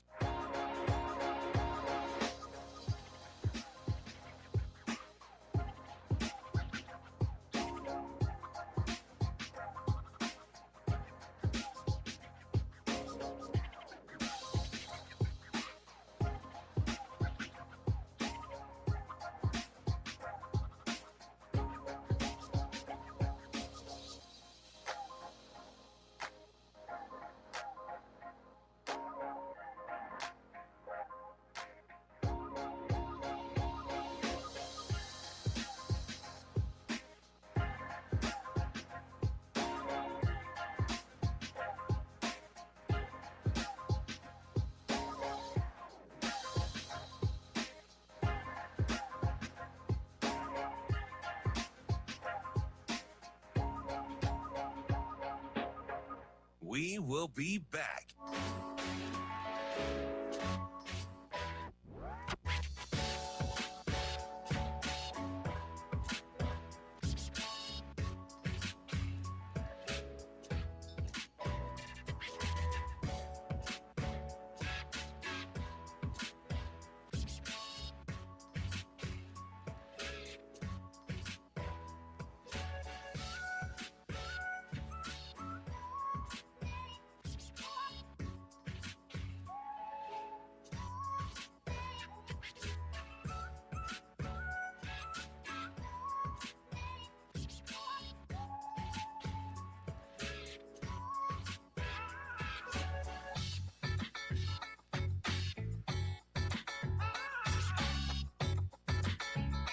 We will be back.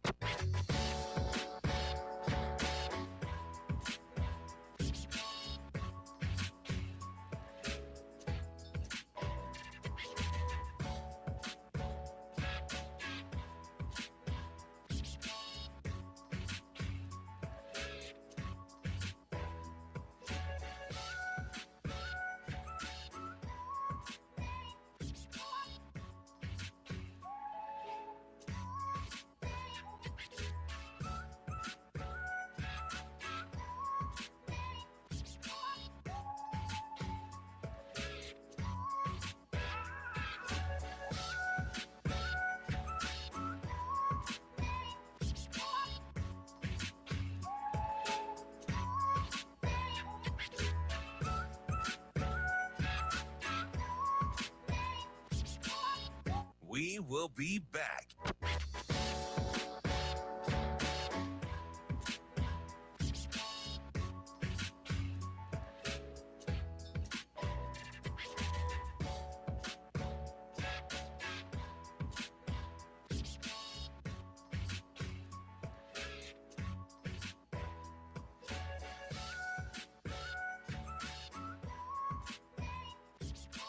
We will be back.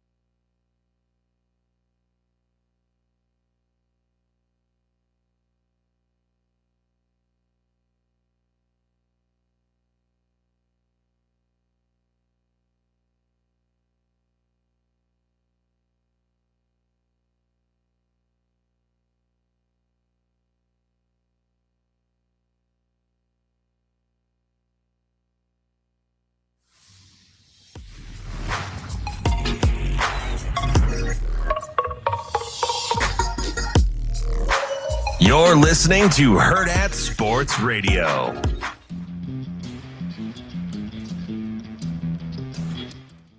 We're halfway through the show here on Hurrdat Sports Radio, AM 590, ESPN Omaha, ESPN Tri-Cities. I'm Ravi, Lulla, DB, here with me on the Pillar Exterior stage, and we're brought to you by our friends over at Centris Federal Credit Union. I don't know about you, but when I start thinking about what I want to get done this year, that list can get pretty long, and some of that is going to cost some money. You can access the equity in your home with an equity loan or line of credit from Centris Federal Credit Union, giving you the cash you need to maybe make some improvements, maybe pay off some debt, whatever you want to do. Go check out Centris Federal Credit Union, federally insured by NCUA and an equal housing lender. Check out centrisfcu.org for more info. DB, let's kind of revisit the conversation we were having with Sam there, right? What do you got? Well, we were talking about NFL head coaches, and, he kept bringing up Tomlin, kind of poking the bear a little bit. And No, I actually think he wants Tomlin. I do, too. I do. And who wouldn't? I mean, honestly. Well, are you sure? I do. You don't want Dion? You sure you're good over there without Dion? Yeah, I'm pretty good with that. I think most franchises would take Mike Tomlin. I think there's a handful that I don't know that the Rams are switching Sean McVay for Mike Tomlin. Yeah, there's a handful that feel pretty good about their situation, right? But most franchises in the league, I think, would take Mike Tomlin tomorrow. And the Bears are certainly one of those franchises. I got to get him off my algorithm. He's getting killed. Who, Tomlin? Yeah.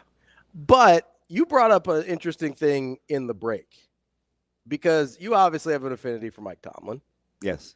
And you brought up that he might actually test your Steeler loyalty.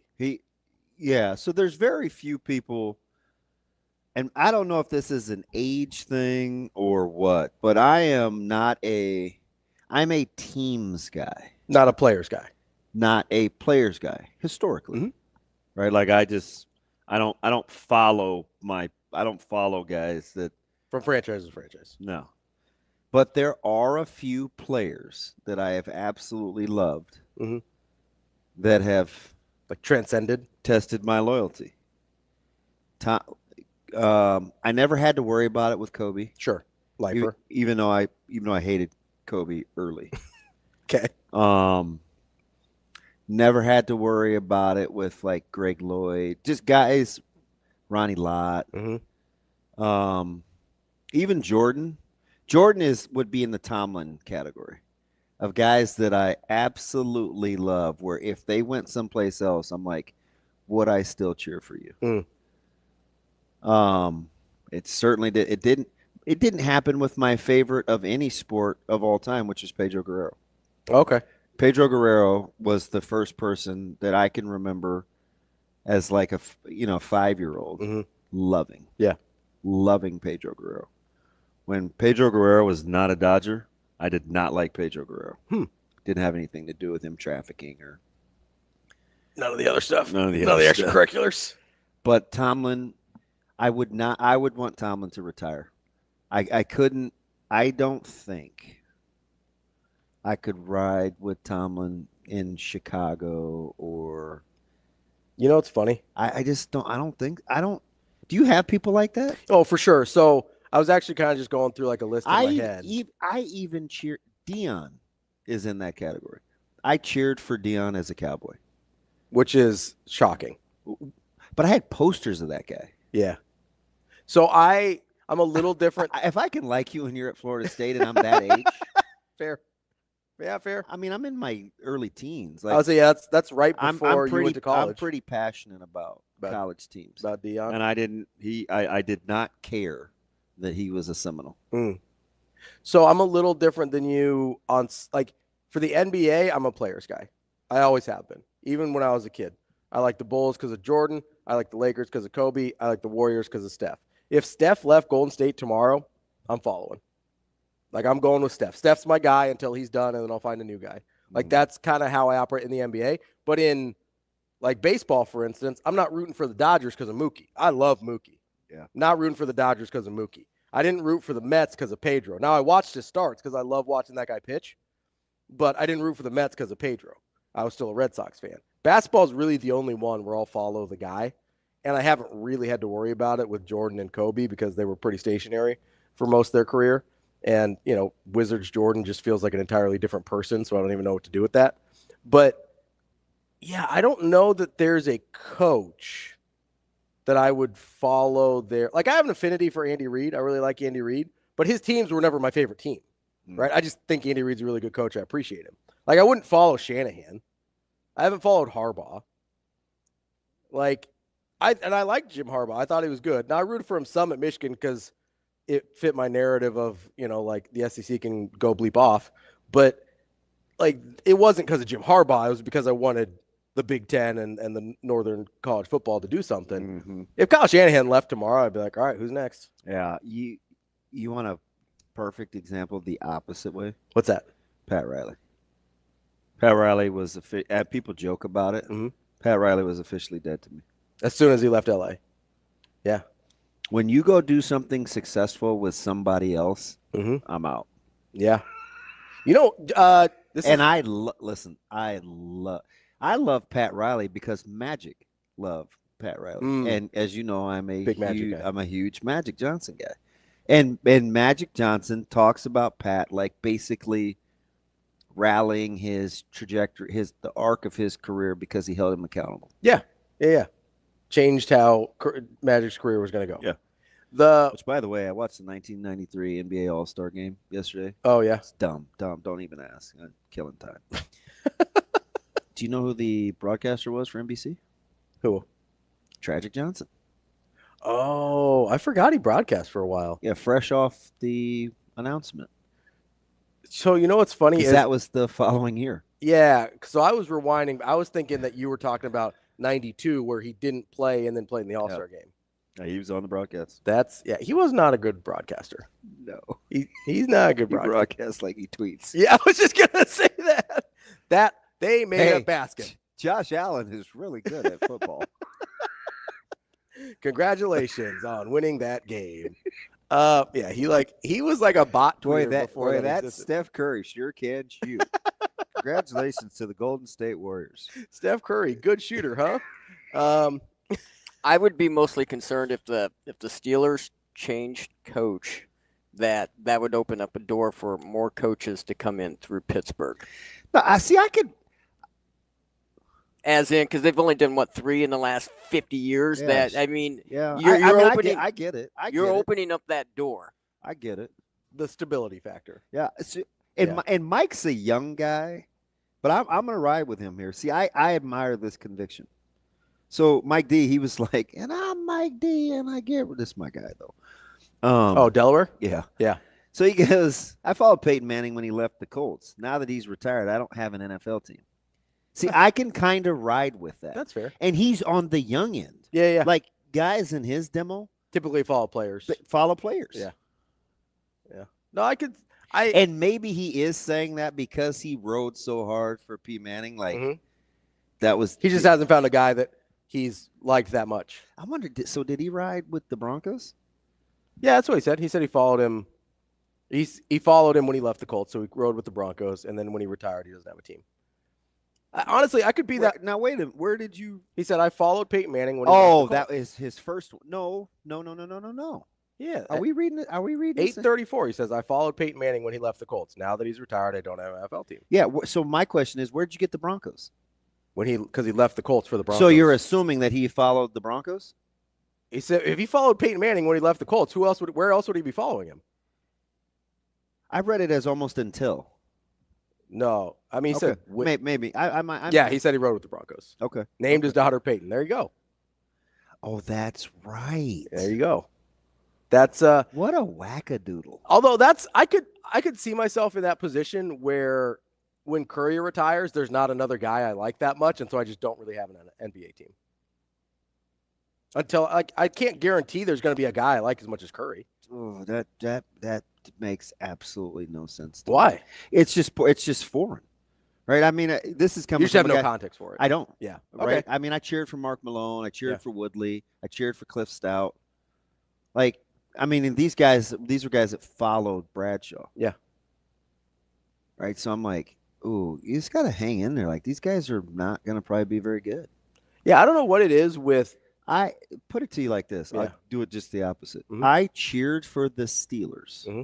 Cheered my brains out, knowing Cordell Stewart was their quarterback. You like Cordell more or less than Neil O'Donnell? Significantly less. Really? Because you don't like Neil O'Donnell. I can't stand Neil O'Donnell. That's why I asked, because you hate Neil O'Donnell. Well, I dislike him for different reasons. I think Neil O'Donnell went belly up in the biggest game of his career because he was afraid. He choked hard. And I don't like Cordell because he's a Buffalo. That's fair. That's so it's fair. different. Different strokes. You hate him for different reasons. Yeah, different sort of petty. That's DB. I'm Ravi. We'll be back. More Hurrdat Sports Radio coming up next.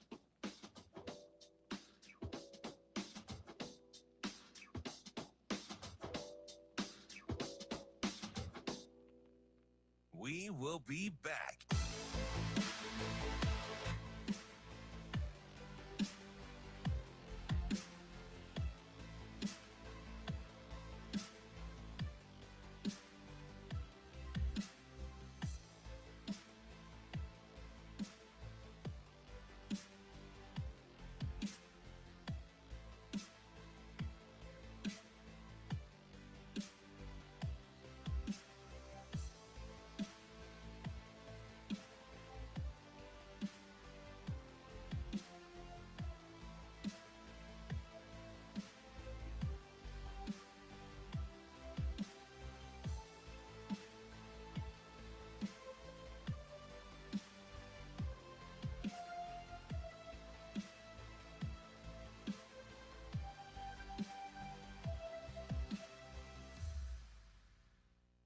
will be back.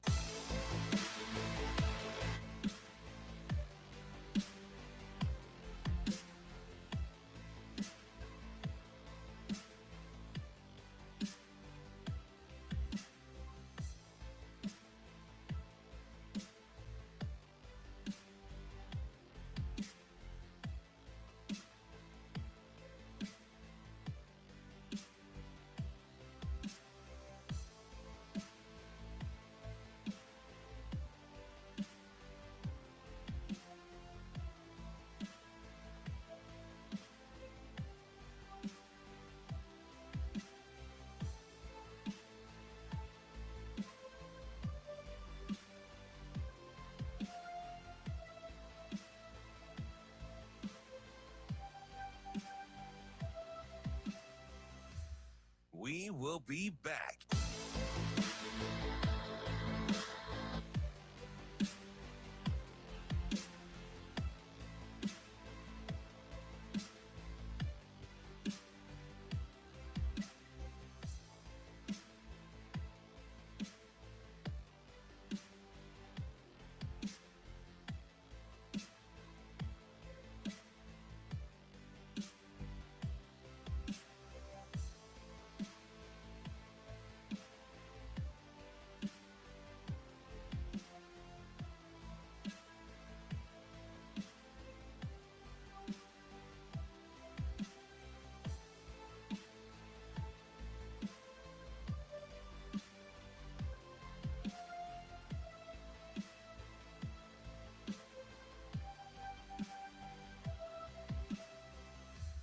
We will be back.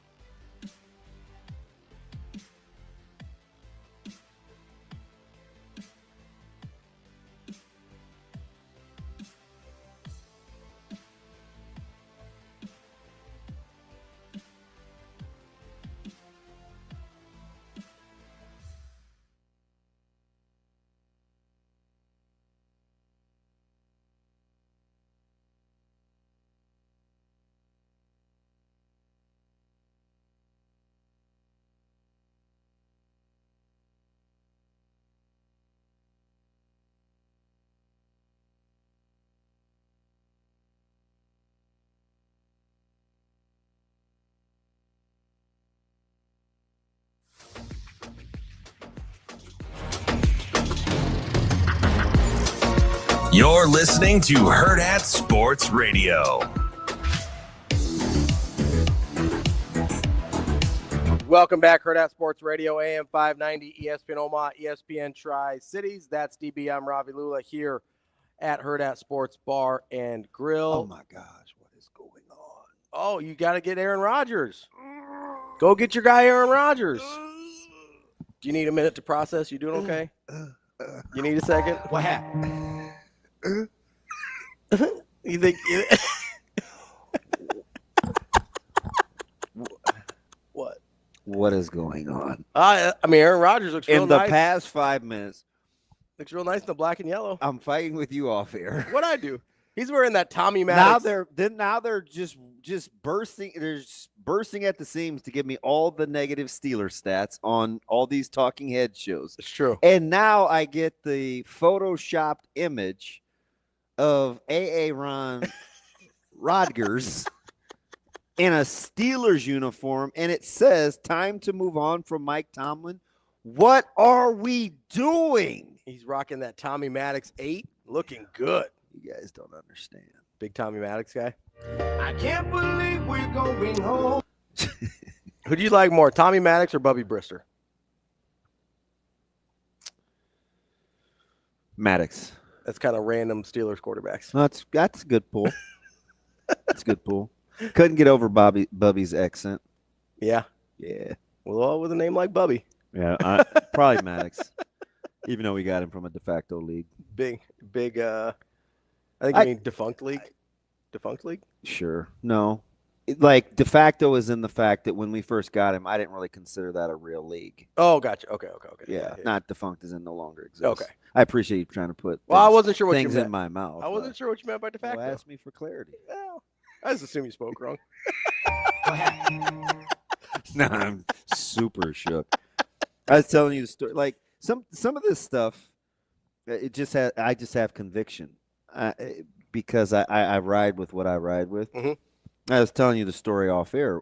Remember, Carolina was playing Pittsburgh in the preseason. Mm-hmm. And not only was I just ecstatic to be on the same field as the Steelers, forgetting that I was playing for the other team. Yeah, inevitably going to probably get cut and still wearing a fat kid number and all these other things. Big number 35. I went over, Dante Jones was on the other side, and this is in pregame. And I'm like, man, how in the world how can you play with, this is just dumb me, but I'm being honest, right? So I have to tell you the good. And you're what, like 23? I'm a kid. Yeah. I'm like, man, how are you playing with Cordell Stewart? We hated that guy. He a buff. I didn't talk like that. What's wrong? Okay. See, now I can't conjugate verbs because I was 23. No, he a bum. No, I said buff. He a buff. Oh, okay. Do that, Tony. Do that dialect. I just did. What does bolstered mean? Wow. What does buff mean? And he's like, and he would always say Shorty. He's like, look, Shorty, like this the league. We're getting paid, man. This is what I do. I was like, shoot, man. I've been here 4 months. I better change gears because that ain't how I think. I'm running behind a guy named Scott Green from Michigan State, and I can't stand that guy because he's a Spartan. You mean I gotta like this guy? That's in the pre-Big Ten days. No, we had just played them though. I know. Still, and I mean, you beat it by like 45. It's just weird, right? Like I'm those things I haven't grown out of. Yeah, the pettiness that comes from an honest and deep. Place. Like right. But ride or die. I'm that dude to this day. I am super ride or die, all in, all out. Yeah, there's some teams and people I'm like that with, and there's some I'm just like I'm all right. Like I'm like that with people, places, things. That's true. There's some people you're riding with that you need to let die. Just kind of let that. Do I need to trim some more fat? I think you need to clean up the vines a little bit. Got some sour grapes on there. I got rid of Austin this weekend. Who else I need to get rid of? Hear the word. Preston. I don't know. We got any other turds with cheese on top you need to get rid of? I got a couple of my buddies are using that example. It's a pretty good one. I was proud of that one. Yeah, I need to switch it up. I know you don't like to give me credit. I gotta switch it up. I just I don't understand what the national TV's obsession is with your Steelers. Yeah, well, at least they've moved on. Now we're getting ready to talk about Mac Hollins. They're going to circle back around to it, I'm sure. This is interesting too to watch Buffalo kind of be an underdog. Yeah, isn't that something? And I don't know. Since when is Buffalo ever playing with house money? But it appears like they are this year, and I think it's incredible. So I don't know if I'd call them an underdog. I do think they're flying below the radar. Okay, so of the 3 of the 4 teams that are left, yes, they're probably third. Right. After Chiefs, Ravens. And this is Buffalo. Yeah, no, that's what I'm saying, under the radar. Like, I don't think you would look at them and be like, oh, man, this is a scrappy bunch and whatever. Like, but kind of. Maybe it's just me. I think they are. I think people are forgetting about them. They are kind of a scrappy bunch. No, I get that. I just don't know that that's the perception of them. I think people are just forgetting about them. That's how I would describe it, is under the radar. Because you think Chiefs, you think Ravens, and then you kind of just forget. I spent 8 minutes trying to tell you why I think the Ravens are the best team in the AFC. Yeah. And I spent the other 3 minutes that I wasn't super dead set on it being the Ravens because the Chiefs have Patrick Mahomes. It's a lot of flop, At no point was I like, oh man, what about the Buffalo? Bills? Yeah, you know what I mean? Yeah, we just I'm certainly not alone with that. Yeah, so there's 2 things there. One, I don't like Josh Allen as much as I like either Mahomes or at least regular season Lamar. Are you being serious? What? You like as a quarterback? You can't share Lamar, the appreciation for Lamar and Josh Allen in the same vein? I can appreciate him, but if I'm choosing one, Josh Allen is third in that group. Oh, that is a good one. If I'm choosing a quarterback, Josh Allen is third. I appreciate carrying a team more if I'm Lamar or Josh Allen? Really? Because Mahomes is no question, right? We're not arguing about Mahomes. I'm talking about the role that they play in literally putting teams on their back. I think most people would take Lamar over Josh Allen. Huh. I don't know about playoffs. Again, playoff Lamar is a whole different person. So I don't know what to do with that. But if I'm just taking, quarterback play. Do you know? So I'm probably taking Lamar at over first Josh Allen. blush, this is anecdotally. Mm-hmm. I think of the 227 points that the Chiefs and Bills scored in the final 4 seconds.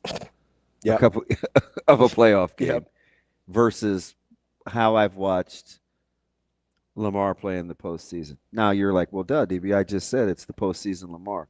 But even regular season Josh Allen with like 700 rushing yards and still not I don't know, man. In those conditions, I don't know if I appreciate Allen less. I think I appreciate him more than L-Jack. And I'm a guy that typically defends Lamar. Yeah. In the regular season, I think I'm taking Lamar. In the postseason, I'll probably go Allen. But in terms of just ability and who they are as a quarterback, I think I take Lamar. Like if I'm not doing anything situationally, I think I got to go Lamar there. But how do we feel about the coaches? Because that's where I was going with this. The reason we love Kansas City. Team Harbaugh all the way. Because the reason we love Kansas City is best quarterback, best coach. Although we do slander McDermott quite a bit. He's better than we talk about him. He doesn't even come up in the pantheon of coaching prowess. No, he doesn't. With anybody. No. I mean, yeah, I don't think that he gets. When's the last time you remember seeing a media piece on McDermott? Well, that's fair. I'm just saying. I think there was not a positive one. There was some last year when they were floundering a little bit in the middle of the season. Floundering, that's such a good word. That you kind of heard some like, oh, is McDermott in a little bit of trouble?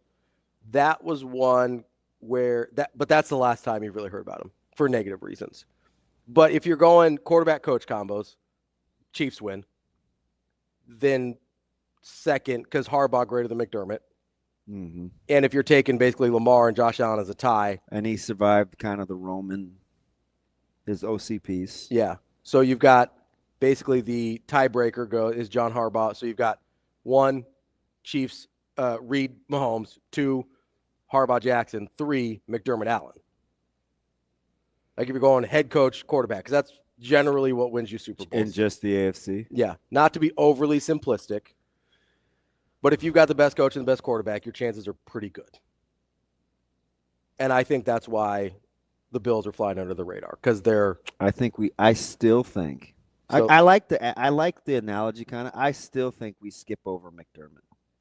I think we talk about because the other two get linked to their coaches and their scheme. Josh Allen is almost always a standalone. It's because we feel like he improvises more. Which is funny because Lamar Jackson is. Are you vibing with that? Yeah, 100%. We talk about Josh Allen, of the three aforementioned, way more as a singular entity than we do L-Jack, and even for Mahomes' GOAT status. I was going to say Mahomes is closer because of how we revere Mahomes, but Andy Reid definitely gets his due. Yeah. Probably not in conjunction as much as some of the guys do, but Andy Reid gets his due for sure. Way more than McDermott. Sean Mack. But I also, I don't know, like, because most people. And maybe it's because McDermott is supposed to be a defensive guy. Would you take, so here's a good example. It's another defensive guy. Do you think most people, not you personally, do you think the general public would take the perception of DeMeco Ryans over Sean McDermott? Oh, that's a good one. Right off the cuff, I would say yes. That they think DeMeco Ryans is a better coach than Sean McDermott. I think you're right. I would say yes. And I don't know that that's right. No, and I would also agree. I think McDermott's probably a better coach. He definitely has a better resume. But I think the perception of what DeMeco Ryans has done. I think you're right. So that's a weird one to think about. And to your point that McDermott is probably underrated. Yeah. And undervalued. I think you're right. Look at that. Came up with a good analogy that you liked. Yeah, that sucks. Coming up, we're going to talk to Will Backus I about have to recover. National College Football and College Football Playoff Championship game, which is set. That's DB. I'm Ravi. We'll be back with more Hurrdat Sports Radio. We will be back.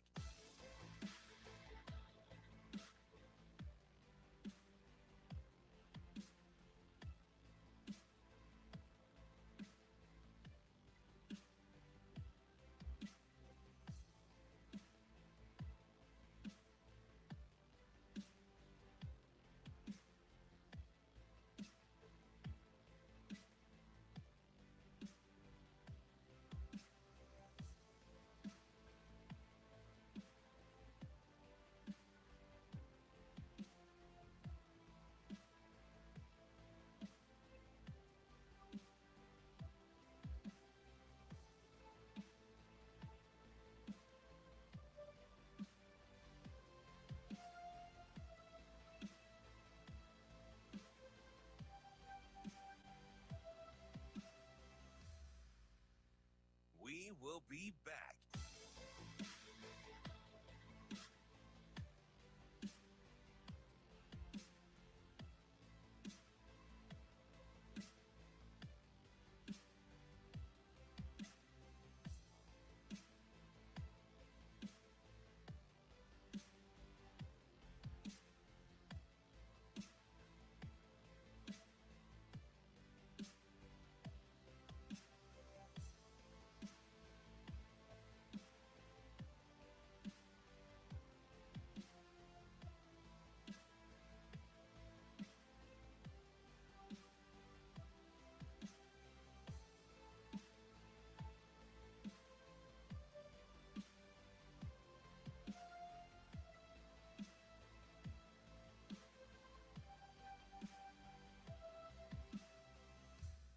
We will be back.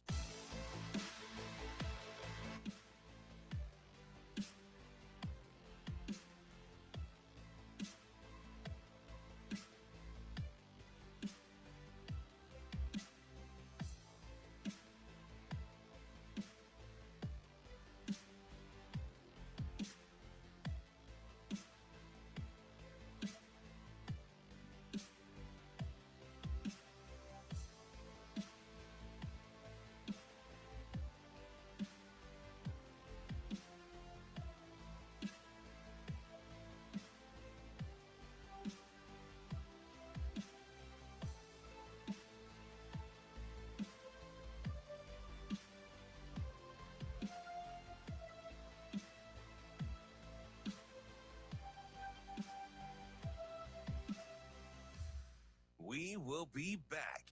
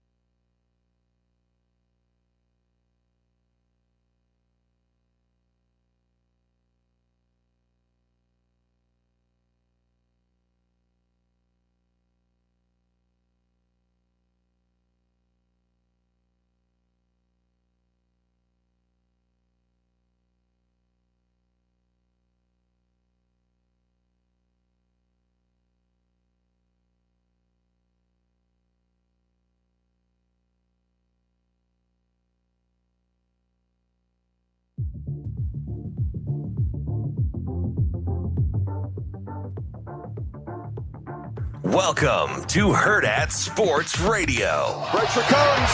Sawyer knocked it out and picks it up. Jeff Sawyer headed down the sidelines. Ohio State scoop and score.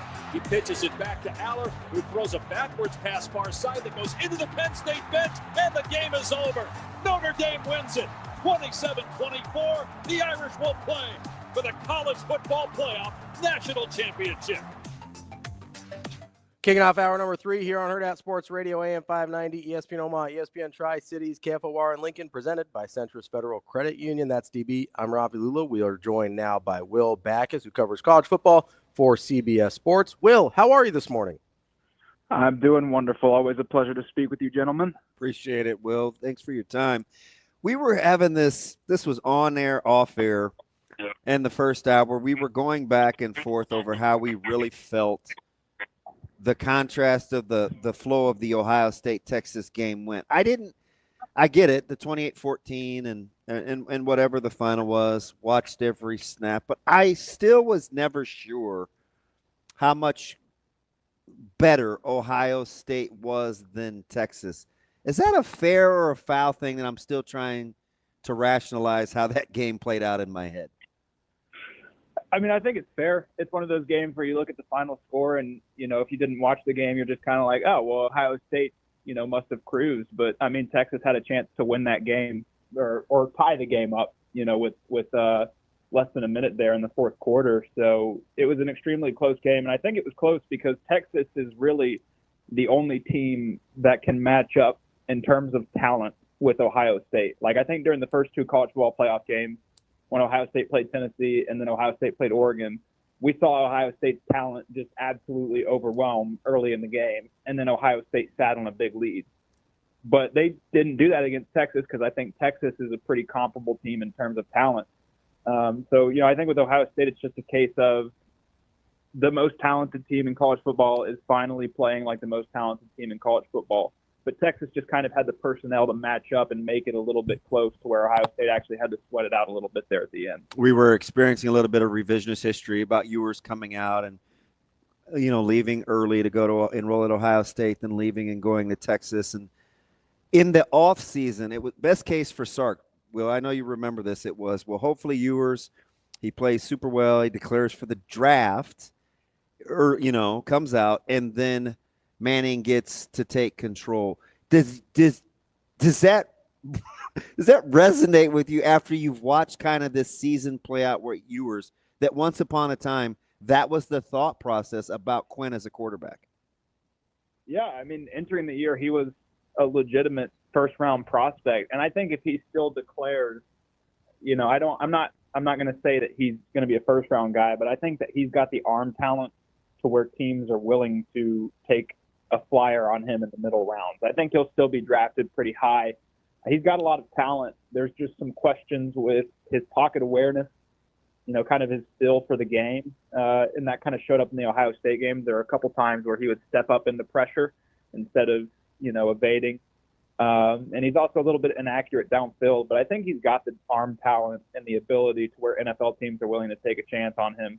And I honestly think regardless of whether he goes to the NFL or not, Texas is going to try to gently persuade him to move on to something else. Because I don't think they can look at Arch and be like, hey, man, you got to sit for a third year. Yeah. Like, I don't think that that's something that they can do. So, whether he declares for the NFL or not, I think Texas is Arch Manning's team next year. Will, as you look at that Ohio State team, we watched Notre Dame as well. I think everybody would agree Ohio State more talented top to bottom than Notre Dame. Is Notre Dame talented enough in the right places to give Ohio State a game? I think a fully healthy Notre Dame team is, but I mean, Notre Dame just has so many injuries stacking up, especially along the line of scrimmage. Like just yesterday, I think it was announced that their left tackle, Anthony Knapp's going to be out. Yep. They're missing a starting guard, Ashton Craig. And then on defense, they're missing 3 defensive line starters too. I think that's going to kill them against Ohio State. Like I don't know if they can match up in the trenches against Ohio State. I know Ohio State has some offensive line injuries too, but Ohio State's offensive line has been playing extremely well, like with regards to those injuries. And Ohio State also just has an absolutely ferocious defensive line. And we saw Penn State give Notre Dame some troubles there with Penn State's defensive line. Abdul Carter with one arm still wreaked havoc that entire game. So I think there's some extreme concern there. But then I look at Notre Dame, and I'm like, they've had these injuries, most of these injuries since October, and they're still doing this. Like, I don't know I have trouble counting them out entirely. So I think it'll be interesting. Notre Dame's just a really scrappy, gritty team. I think Marcus Freeman has done an incredible job coaching this team. I didn't expect them to make it this far at all with all the injuries they've had, and they still keep blowing my expectations out of the water. So I think there's some concern along the lines of scrimmage. It's cliche to say, but that's obviously where the game will be decided. And so, I wouldn't be surprised to see Ohio State kind of jump all over them early, but I also wouldn't be surprised to see Notre Dame hang on more than people might expect just because that's what they've been doing all year. If Ohio State's going to continue to be who we think they are and get this done, which of these statistics needs to probably change more? The 24 for 33, the 1-to-1 touchdown to interception ratio for Howard, or the 16 carries for 78 yards between Henderson and Judkins? I think that they need to run the ball better. And I mean, obviously, Judkins and Henderson are more than capable of doing that. They're incredibly talented running backs. And some of it during the Texas game was Texas has an incredible rush defense. Like they've had the best rush defense in the nation all year. That secondary quietly fits really well in the run game, don't they? Playing behind that fearsome force. They really do. Boy, they bring it. Yeah, they do. They're a very disciplined team. They play smart football, and obviously it helps that they're all extremely athletic, former blue chip prospects too, so they can erase a lot of, those mistakes and cover a lot of the field. Texas was just a tough matchup, and Notre Dame is too. I mean, Notre Dame has an excellent run defense, even with the injuries.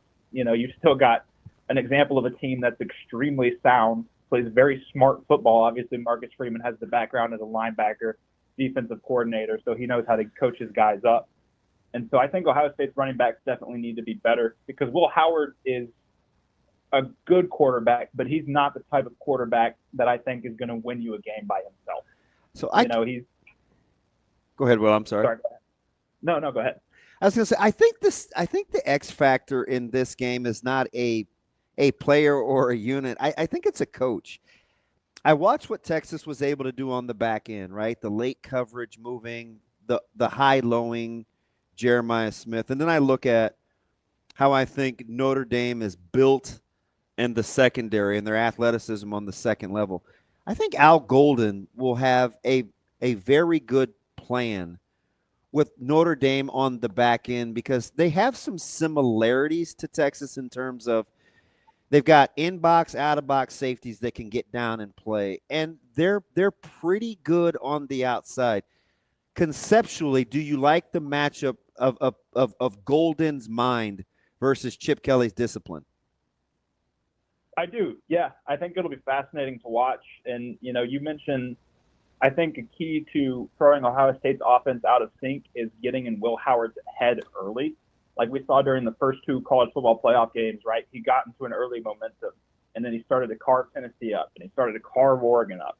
If you can get after him early, I think that that's the way to kind of disrupt Ohio State's offense. And I think Notre Dame is more than capable of doing that because a lot of the blitz schemes that Al Golden has cooked up this year are very, very unique, very creative. I saw in the second half against Penn State when Drew Aller threw that last interception, Al Golden said that the play that they called there was a blitz scheme that they hadn't run all year and that they had just whipped out for that moment in that game. And so the fact that they can execute something like that at such a high level, at such a crucial moment in the game is pretty awesome. And so I think that Notre Dame's defense is definitely capable, if they execute well, of throwing Will Howard off of that groove early and disrupting the offense. We're talking with Will Backus from CBS Sports. Will, I definitely agree that Notre Dame's defense can hang. The question I keep coming back to is, can Riley Leonard and maybe more importantly, can those receivers win enough for Notre Dame to score enough points to beat Ohio State? Yeah, I think that's the key. Riley Leonard's a gamer. He's a winner. I like what he can do with his legs. And he honestly had a couple really nice throws against Penn State, too. I think he's a better passer than a lot of people give him credit for. He's completely agree. He draws a lot of comparisons to Daniel Jones, which, I don't know if that's entirely fair. I think he's a little bit better passer. I am concerned about Notre Dame's wide receiver talent specifically. Jaden Greathouse had a great game against Penn State, but a lot of his yardage was on a route where his direct corner fell down. And so, I don't know if Notre Dame necessarily has the wide receivers to match up against Ohio State's secondary super well. So they're going to have to get really creative on offense to kind of scheme guys open and get them out into space to make some plays. And, I mean, they've got Mike Denbrock at offensive coordinator, and he's a very capable offensive coordinator, obviously. So I think that they're going to have a good plan. It's just going to come down to their ability to execute, because I don't think they're going to win many one-on-one. So they're going to have to get pretty creative with how they get their wide receivers operating out there. That's a fantastic point, but inside of kind of the obvious too, because I was telling Ravi, I think the key for Ohio State defensively is how they use downs and styles on the third and second level to at least neutralize Leonard's ability to run with the football. And will that compromise them anywhere else? If they can't win one-on-ones versus corners, it doesn't matter how they use downs or styles if Notre Dame can't get open. Yeah, I mean, I think that Ohio State can feel pretty comfortable with putting its cornerbacks on islands and asking them to match up against these Notre Dame receivers. And then that obviously frees up guys like Sonny Styles or Cody Simon or Caleb Downs. Keep an eye on Riley Leonard and make sure that he can't escape the pocket or move and extend plays well. And, I mean, obviously a guy like Caleb Downs is more than capable of covering a lot of field, running around and keeping Riley Leonard in check. I mean, you saw in the Texas game that pitch that Texas had on second and goal where, Caleb Downs was in the backfield in like half a second because he's just an insane athlete. And so, yeah, he's more than capable of tracking down Riley Leonard. And, I think, like I said, I think Ohio State is probably confident in asking its cornerbacks to be in one-on-one situations and be able to kind of lock down the passing game by themselves. To this point, I got to go back in your Rolodex because you brought it up. So, and I think it's interesting because we came back the next day and we talked about versus Georgia. I was surprised at how easily Leonard got to the corner in some critical running situations versus Georgia's defense. I guess deceptively fast, for lack of a better term, other than sneaky fast, is a word to use with Leonard. But are we sure he's not a better athlete than we give him credit for? I think he's a great athlete. I mean, well, we know he's got a hoop game. Yeah, he's a former basketball player, and that takes a ton of athletic skill, and obviously, a lot of those skills in basketball kind of translate to football when you're running in the short area. Change of direction stuff. So having that background definitely helps him with his footwork when he's running. It helps him be a little bit more agile when he's running. And so, I definitely think he's more athletic than people might realize. And he's also an extremely tough runner. He doesn't go down easy. He's not the biggest guy, but he's not afraid to absorb contact and run through tacklers. During that Georgia game, there was that one third down conversion late in the game where he just throws himself at Malachi Starks. We're talking about an All-American safety here. Yeah. And he just throws his body like a spear at Malachi Starks to pick up the first down. He's not scared to do that type of stuff. He's a pretty fearless guy. So, and that was after he ran around him a couple of series earlier on third and 4. Yeah. And I think that fearlessness is key when you're playing a defense like Ohio State because, all 11 guys on Ohio State's defense are probably going to be playing in the NFL one day. There's definitely a mental factor when you're lining up against something like that. And I don't think Riley Leonard is rattled. And I don't think there's, he had a couple bad throws against Penn State, threw a couple interceptions, and he still went out there, and won the game. So I don't think he's going to get rattled. So I definitely think that his mental ability and his athletic ability are going to be key. Will, what type of load do you think Riley Leonard can carry in terms of carries? He had 18 against Texas.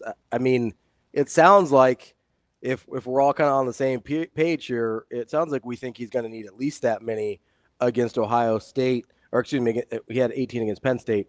It sounds like it's going to need at least that many against Ohio State to give them a chance. How many carries is too many for Riley Leonard? I'd probably try to cut him off before he hits 20. I mean, that's a lot of carries for any player. And then you're talking about a quarterback. So And I know that he's the type of player that's going to want to run a lot. Mm-hmm. Like, he likes to have the game in his hands. You know, I mentioned earlier that he's a gamer. You know, he likes to decide things. And I also think that Notre Dame is probably watching tape from the Tennessee-Ohio State game.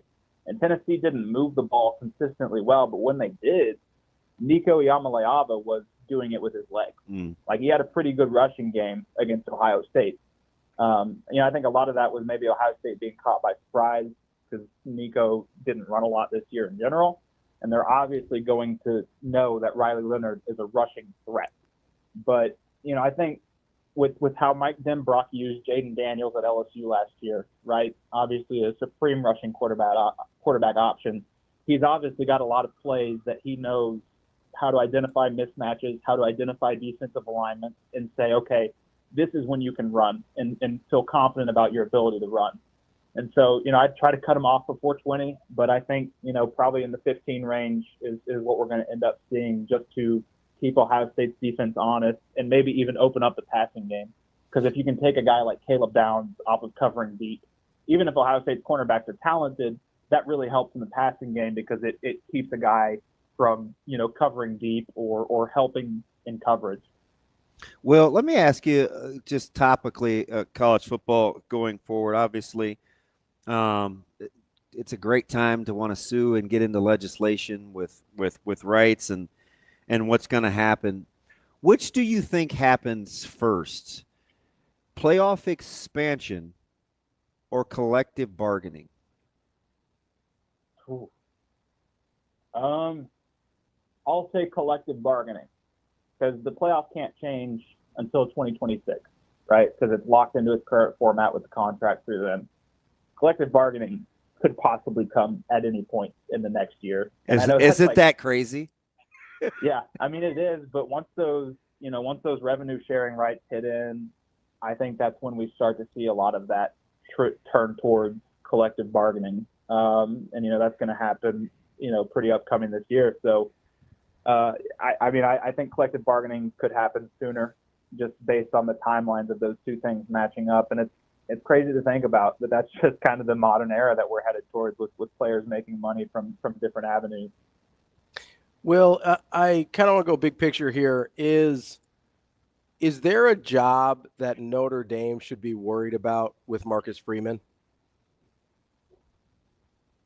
I think the only one, because I mean, Notre Dame's a great gig. Yeah. Don't tell that to Brian Kelly.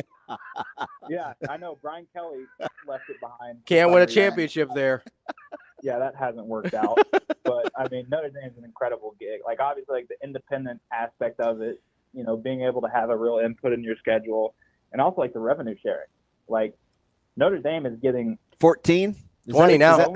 Yeah. They already paid for their roster next year with the little playoff run. Yeah. They're good to go. Yeah. Notre Dame's getting its own slice of pie from the playoffs, whereas teams like Ohio State have to share it with the rest of the Big Ten. So, I mean, Notre Dame's a great job. I think, honestly, the only job that Notre Dame would probably sweat out is if Ohio State came free. And that's just because Marcus Freeman's from Ohio. He played at Ohio State.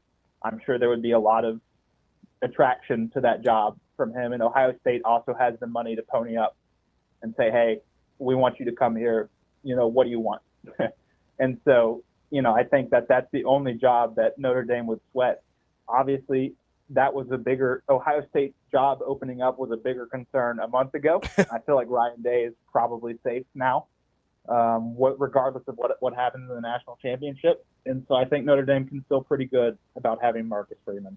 How worried are you about the NFL and Marcus Freeman if you're Notre Dame? I think for right now he's fine, but I would definitely think next year, you know, if he comes out and does something similar next year, I would get a little bit worried just because he's a super young guy. When the NFL has trended towards hiring younger guys from the college level recently, just because, you know, there's obviously untapped upside there. And so I think this year he's fine, but I think it would definitely be a big worry moving forward if he sustains that success. Well, let me go rapid fire here with you for 3 would you rathers. Going into next year, would you rather be Georgia or Alabama? Georgia. Hey, next year, would you rather be Penn State or Michigan? Ooh, that's tough. Michigan. Going into next year, would you rather be USC or Oregon? Oregon. If you had to pick a conference to land in tomorrow, would you take the ACC or the Big 12?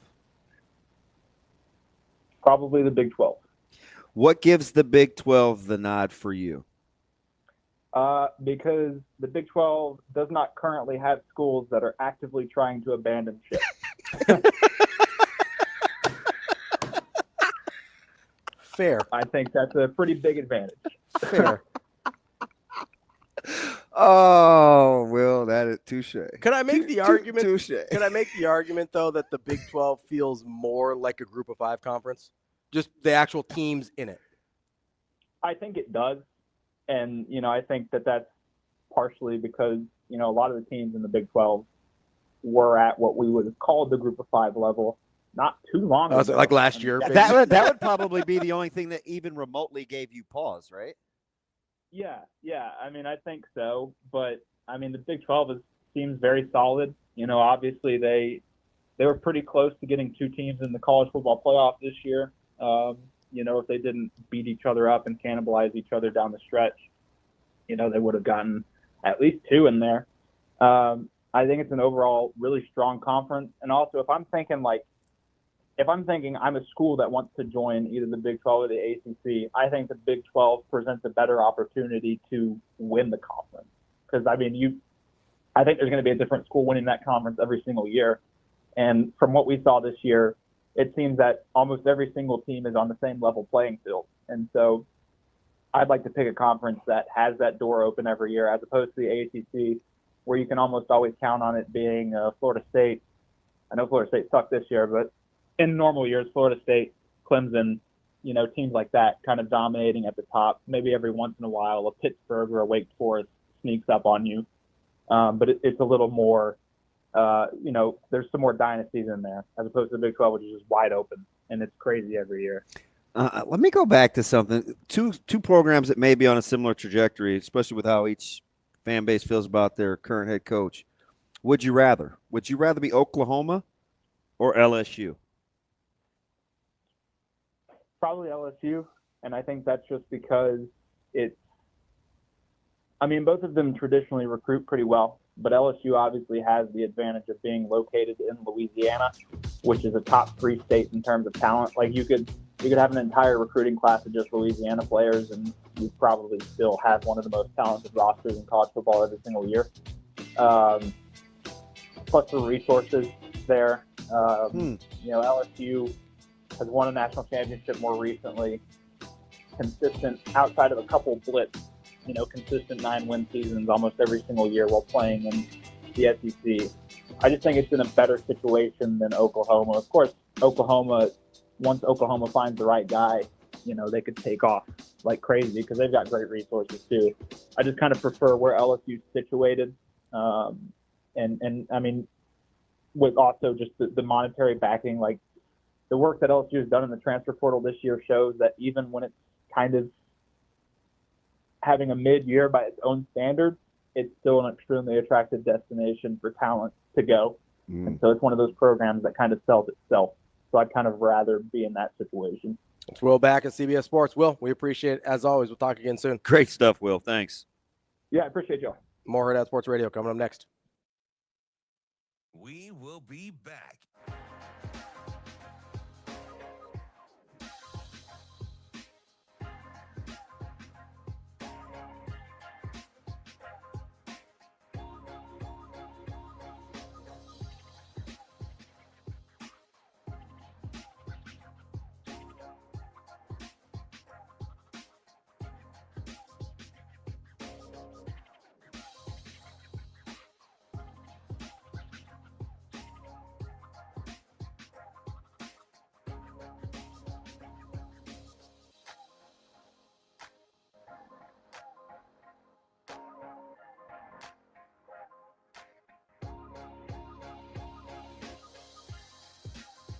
We will be back.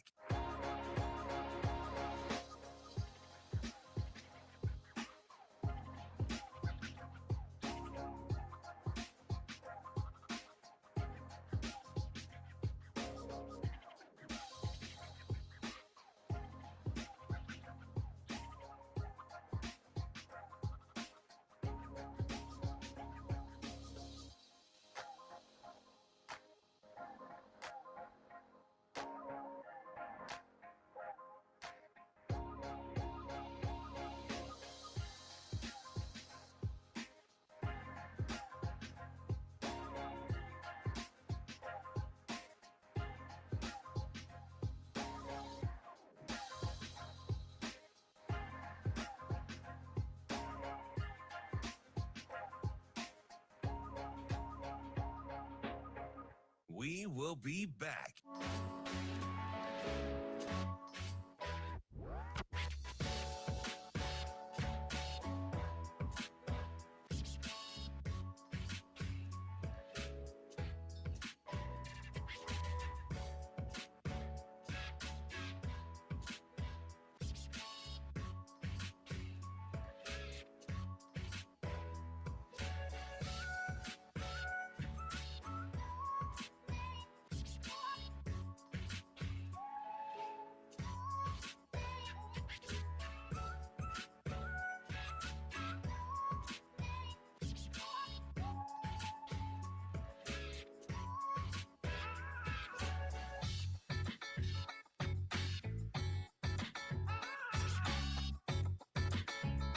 We will be back.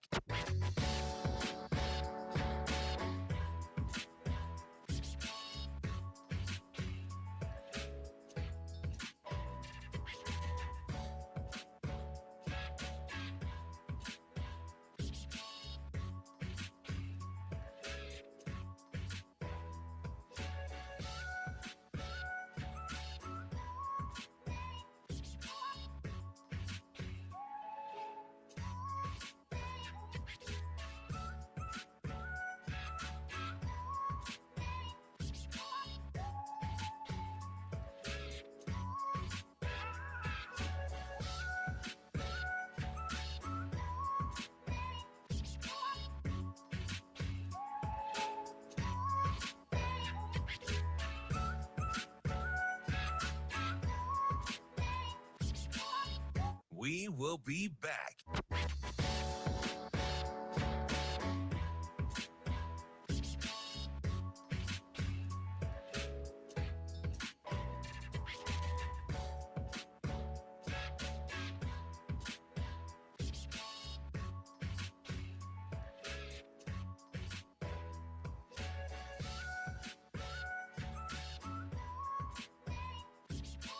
We will be back.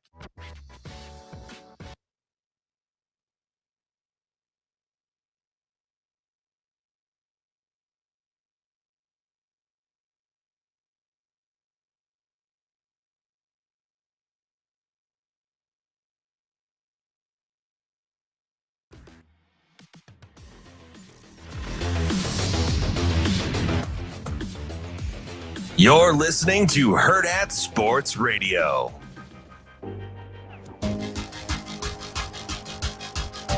Welcome back, Hurrdat Sports Radio, AM 590, ESPN Omaha, ESPN Tri-Cities, KFOR in Lincoln. We're live here on the Pillar Exterior stage. That's DB. I'm Ravi Lulla. It's time for Bet On It, brought to you by Warhorse Sportsbook.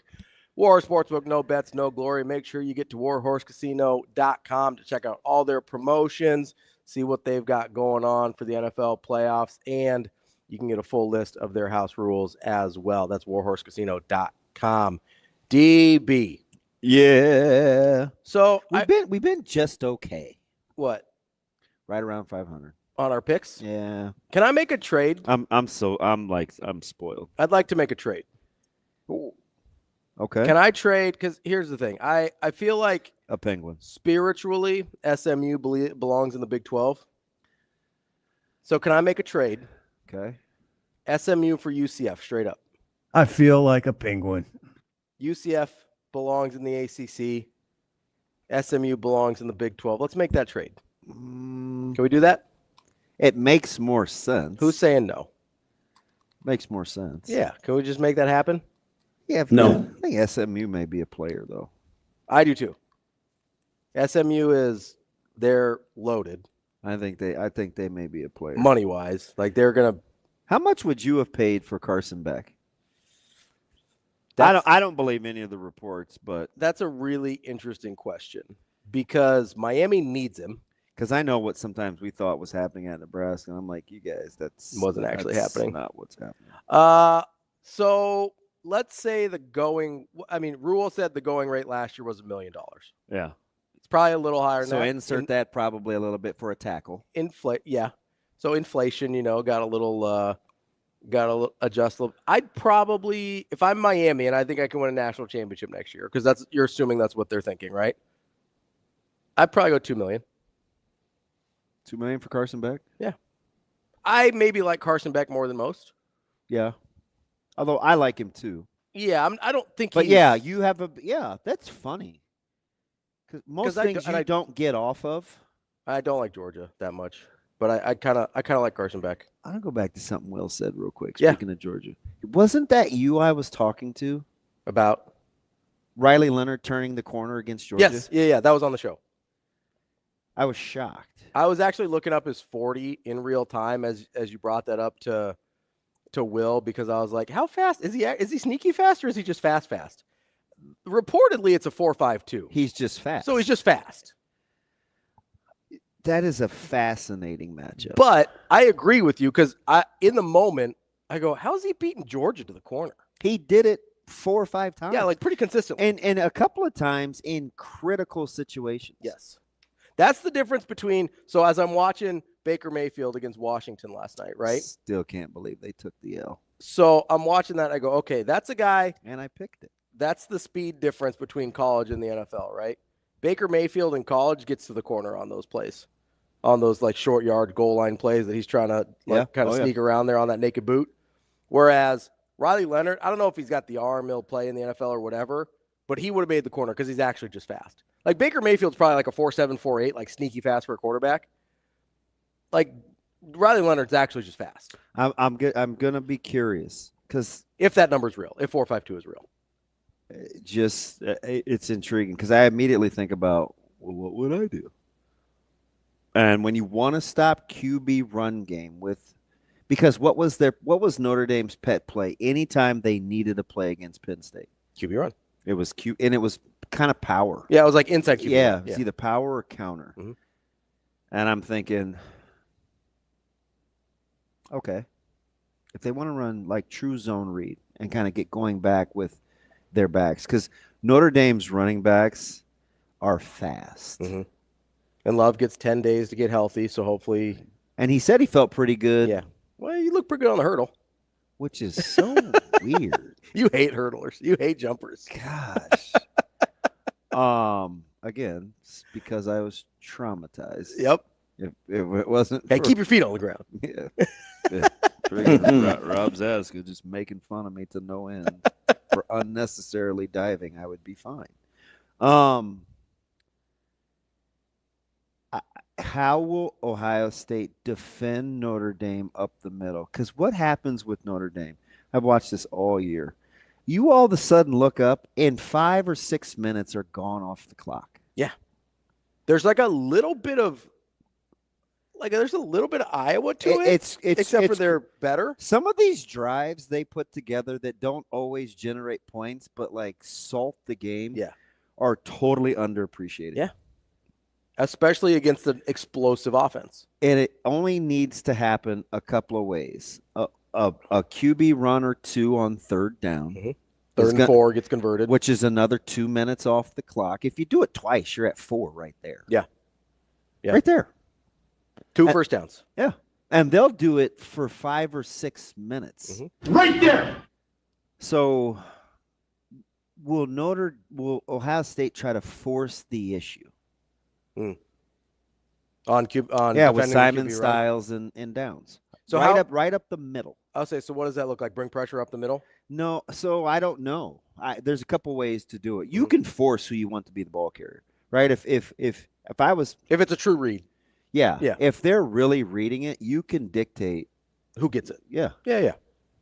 Right. So just play Q. Make them give it. Yeah. Take away the running back. Yeah. And so let him keep. Like you or make him keep. You could, if it's a true read. And so sometimes we would do that. Like we just occasionally pinch or something just to see like, is he reading this? Yeah. Or is it predetermined? So, but with Downs, I still think one of their corners needs help. Yeah. I don't think he's that guy. No, I don't know. You don't think Downs can be the help? Or you don't think Downs still has to be the help? Yeah. He can't come down in the box and because take care of between the tandem, you want 2 in coverage if you have to pick between 2 and I think he wears 6. Mm-hmm. I'm just giving you numbers like if I'm scouting. Yeah. I know you're thinking arm sleeve tattoo, but you can't always zoom in on that because the tandem and safety. So I mean, I just go back to. So if you're Ohio State, you rather want 2 in coverage rather than 6. If I'm Ohio State. Yeah, like if you're drawing up the defense. But I also think Downs gives you better. the best chance to neutralize run game in the box. To stop QB if you don't want to use Simon and Styles. Mm. So you're kind of at you. So you feel like you're going to compromise one way or the other? You're going to have to pick your poison because there's just no way Ohio State. Knowles isn't going to be like, all right, we're going to let QB run game go. So if you're more concerned about QB run game. But if you stop QB run game, you in essence can't play with a free safety. Yeah. So if you're more concerned about QB run game, you want Downs down in the box. Yeah. And if you're more concerned about getting beat over the top. I want him in coverage. Which against Notre Dame, I probably want him in the box then. Because if we're not sure Notre Dame can win on the outside, then that tells me you're more concerned about QB run game. So that would be interesting too, because if Will's right and Ohio State truly wants to put their corners on an island, then it's not going to matter. Yeah. And Riley's going to have to make throws. You're going to have to watch how much man-to-man you play, though. Yeah. Like that, I mean, man-to-man against QB run game can be a recipe for disaster. Right. People get their back turns and it goes. And Notre Dame's a good screen team. So you have got to be careful. Yeah, you got to pick your poison. You can't be too aggressive there. Also, like I hope it gets down. I hope it gets down to coaching. Mm-hmm. I do. So who are you taking? If it comes down to coaching, if it gets 100% Notre Dame. Yeah. If it gets down to coaching, it's Freeman, right? 100% Notre Dame. Which is, I know, kind of wild to say because we sort of have defended Ryan Day a little bit. Be like, hey, that guy wins a lot for somebody that's on the hot seat. I think he's way better than we never talk about his coaching prowess. No. But I think Chip gets impatient and Knowles and hasn't always been consistent. Yeah.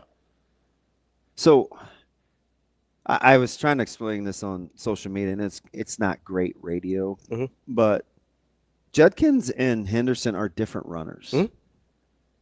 Like Henderson is he's a gap guy. Like I would let him run like gap scheme. And I think Judkins is more of a zone guy. So, and you saw it on the screen, right? Like anyway, so Kelly kind of being patient with what happens when it doesn't like bust immediately pop, I think would be important because Golden is he's gonna keep things in front because all Ohio State or all Texas did was they rotate between 2 high and 1 high and they would play 3, and if they played 3, then you have a flat defender to get underneath any outside route that Jeremiah Smith would run, and you're always over the top in 3 anyway. And Notre Dame has the personnel and discipline they're execute. They're very interchangeable at safety. Go back and watch number 8. Watts gets a lot of run, and he's good. Watch 8 for Notre Dame. We are going to give you a little bit extra bet on it so that we can get to the NFL game coming up next. Gotcha. But it's brought to you by Warhorse Sportsbook. That's DB. I'm Ravi Lulla. More Hurrdat Sports Radio coming up. We will be back.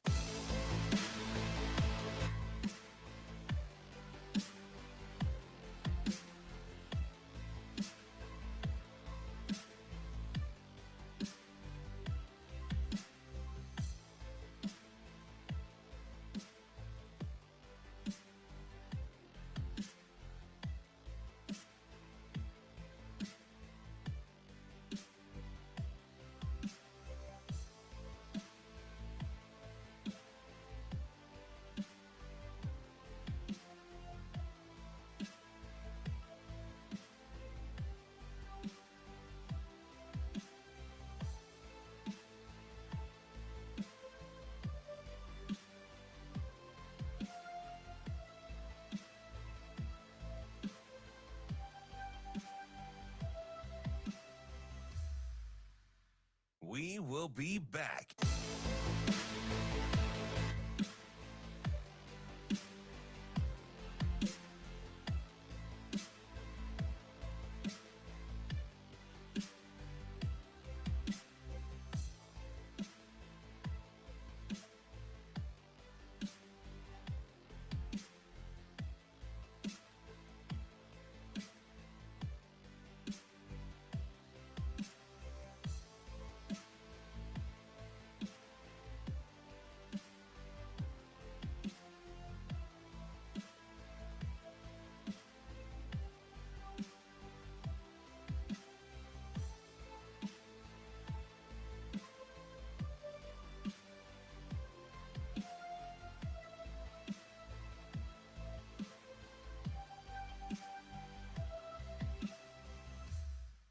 will be back.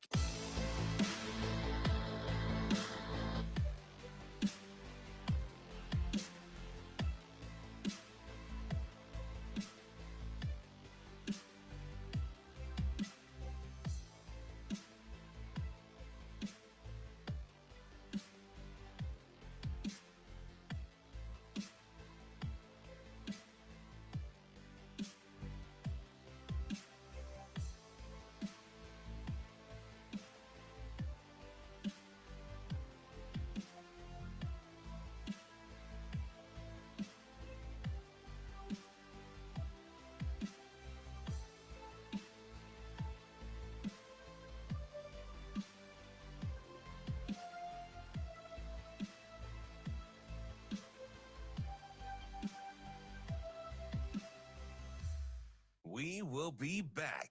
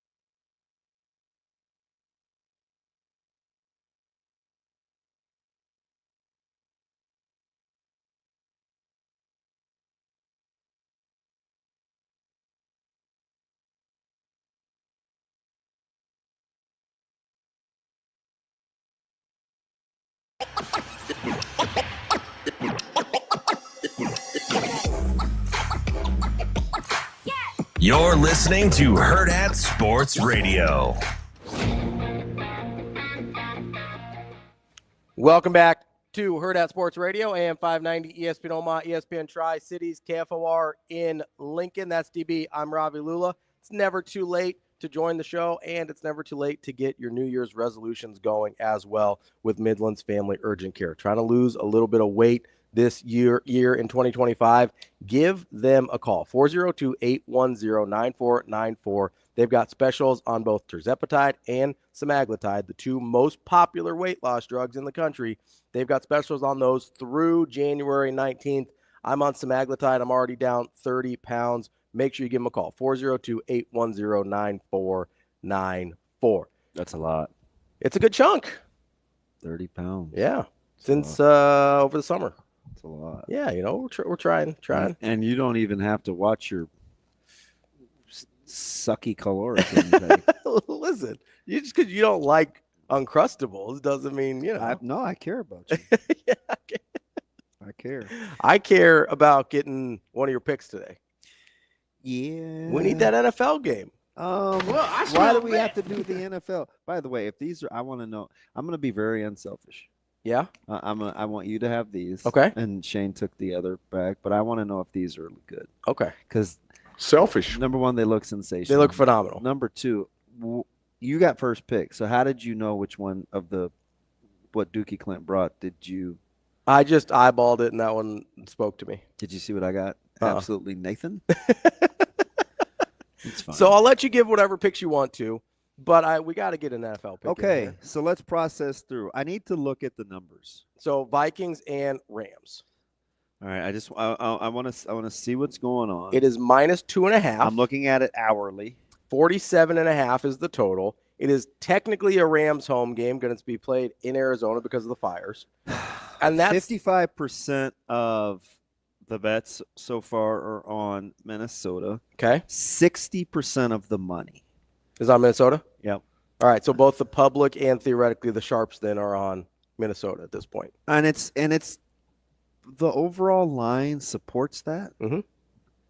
Right, 2.5, 2. It was 3 yesterday at 8:36. 2.5 minus 115, 2.5 minus 108, 2.5 minus 105. Now it's 2.5 minus 108. Fudge. So they feel pretty good about that number. Yeah, that number. That's a solid number. number. Yeah, that number really hasn't moved much. You know, I This doesn't have to be one of your locks. I'm just. If just looking at this, yeah. Minus 142 on the money. I would. This screams Rams. Yeah. Yeah. That's I think it's Rams. It screams Rams. I think it's Rams. That I've thought it was Rams since the pairing came out. Like since since it was clear that Minnesota was going to have to go on the road, I thought that's a Rams win. The thing that I'm super unsure on is that it's not actually a Rams home game anymore. Yeah. And not that I think the Rams have some huge home field advantage. Because they really don't. It's just the fact that it's a weird spot, right? It's just the change more than Ravi anything. here for weirdness. Yeah, I don't love the weirdness. That's what gives me a little bit of pause. But I'm also taking the Rams. And frankly, at plus 2.5, I'm just going to take the money line. I'm going to take the plus money on the money line for the Rams. That's how I want it. But did you have some locks you wanted to give out? Some college hoops? I don't love anything. Nothing really tonight right that you're now. obsessed with? No. Yeah. Not that I would put the old reputation on. I know what my guy Aaron wants me to say. What's that? Although he did tell me, what did he say? Is it Saturday or Friday? Were we watching wrestling? I smell bit. No, he was fishing. So he sent me this picture. Do you know I have an affinity for ice fishing, but I'm kind of afraid. Yeah, you've told me like you kind of wanted to go, but you're scared of it. Okay, so which I think you're nuts. What do you do? He sent this picture. It was very clear. Mm-hmm. I was like, the water or like the ice? Yeah, I was like, okay, that doesn't look very frozen to me. Like solid? Yeah, it hasn't been that cold for that long. Yeah, but he's like, so he's got the drill. He videoed himself, like, so he's like testing. Mm-hmm. And he said it was 5 inches. That still doesn't seem like a lot. I know for Shane that's a ton, but like it doesn't seem like much. Hey, you can't blame Shane. He's the glue. What? Yeah, I'm not down for ice fishing. I am. There's just no world in which that's something I'm going to do. Yeah. Would you? So you're not doing it regardless. Shane, you know a lot about this. If 5 inches deep, but you only lay like 12 pounds, so you're cool either way. That's all. I think he can walk on water when it's not frozen. Like he just glides. Does 5 inches seem like a lot for ice fishing, Shane? I don't want to say because I don't want to be wrong. Doesn't seem like a ton, but there are so many guys that love to ice fish. So I'm sure they think it's That thing wet. So the Google AI says to safely ice fish, the ice should be at least 4 inches thick. This is considered minimum safe thickness for walking. Oh, so on we're ice. barely over the minimum. Come on, Ron. But he's probably like 4 inches. We're more than that. Let's go. Yeah, I'm not about that life. There's a couple things happening there. One, I don't like just being out in the cold just for the sake of it. Dumb. Not a fan. Number two. He's got toys, though. Number two. Water freaks me out. You have a boat. Yeah, not that kind of water. That's all right. Oh, you mean falling in water? Yeah. The reason I have the boat that I have is because it's big enough that it's not tipping in Lake Manawa. Like that thing's fine. Mr. Bougie. Like that thing's not going anywhere in Lake Manawa. We're good there. And so, but yeah, I'm not trying to fall in water. And ice is even worse because you get stuck. Like you can't read tone in text, but I wonder if he was saying 5 inches, like 5 is good. Because Googling it doesn't seem great. It didn't seem like great when he texted. Feels just above the minimum. But anyway, I say all this to say he's out on Rutgers. He goes, yeah. And I know his personality. I know his personality. Yeah. He goes, I think I'm out on Rutgers. So I know he's probably like, fair. You blankety blank. I think I'm out on Rutgers. Out on Rutgers. But this is also the same guy that asked me about Minnesota laying 3.5 to Nebraska in wrestling. I was like, bro, I don't know wrestling lines. I thought he was joking. So he's like a real degen. And I was, but no, I told you he loves wrestling. No, I get that, but like, come on. I'm like, but I was like, no, but they'll win. I said they could win. Yeah. Like the whole key is going to be anyway. This is too much wrestling talk, I know for some, but I'm like degenerate. The swing was Van D, and he won. Yeah. And anyway, I gotta ask you a question though. I am curious that they're catching points at home again. The Rams? No, Rutgers. Oh, Rutgers. To a UCLA bunch that appears to be on shaky legs. Doesn't seem like they really want to play basketball together that much anymore. I don't know. Maybe they just needed one to get it out of their system. Maybe they need a get right game. Maybe that's Rutgers. There aren't a ton of great games. No, there's not. So let me ask you this, because you asked me the question and I didn't get your answer because I'm not always a good co-host. How much would you pay for Carson Beck? I would have to know what the going rate is, and I would pay that, but not above the going rate. The going rate for, say, I just can't believe how. Like, weird. who's So this is a whole new show. It's a whole new show on television. But what's that title? Should Steelers move on from Tomlin? It's a whole new show. Different people. And we're still talking about this. Same stuff, different show. That's how the saying goes, right? So what's it comparable for Carson Beck in terms of other quarterbacks? I mean, he's kind of unique, but other quarterbacks that have transferred in this cycle here. I'm trying to think of one. Well, he's better than Van Dyke. Is he better than he's actually won? The Washington State kid? As a winner, yeah, but as a that might be a decent count. You talking about skill set? Yeah, that might be a fair count. Like just in the overall ability. Do you think you would take? I would probably take Beck. I think I would too. I would take it. I would take Beck. You think you trust but the then he winning more? Did a TikTok with his girlfriend, and I was like, yeah, I'm probably out. That Cavender girl, is that her name? Yeah, That's fine. Is she the basketball player? Yeah. And they're sisters, aren't they? Yeah. Okay. Yeah. They're like TikTok stars or whatever. Yeah. And they both are pretty good. Yeah, they're good ball players. Yeah, they hoop. Yeah, for sure. Not my style, but they hoop. Yeah. And they're kids. Yeah, they're just, hanging out. But out on taking it to TikTok. No, you're not trying to. I don't want my quarterback doing that. Okay, so Mateer would be he's the second-ranked quarterback in the class. I'm trying to find a quarterback that's even in the neighborhood of Beck, and there's really not one in this class. Yeah, so I suppose the cost of doing business would be more expensive for him. Especially this year where you don't have high-end. I feel like there were more higher-end quarterbacks available last year in the portal. And you don't have Miller Moss is is one of your next guys. Do you know why I ask you about Michigan and Penn State? Why is that? So apparently it could come down to Nebraska and Michigan for Pete. Should I say Pete? Yeah. The tackle from New Mexico State. Would you compromise payroll for Pete?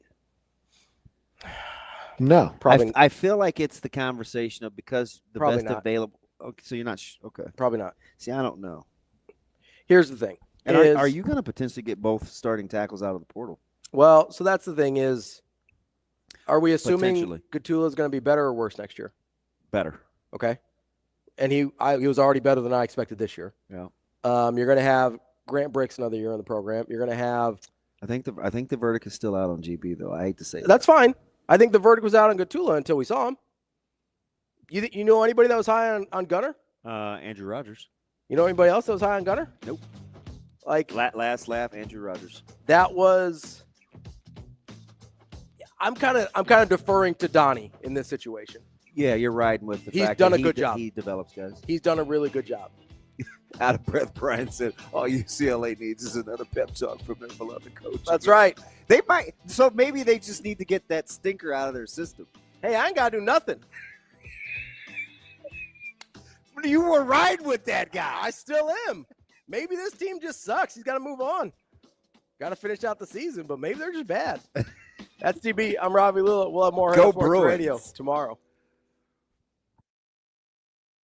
See you. Have a good day. Love you.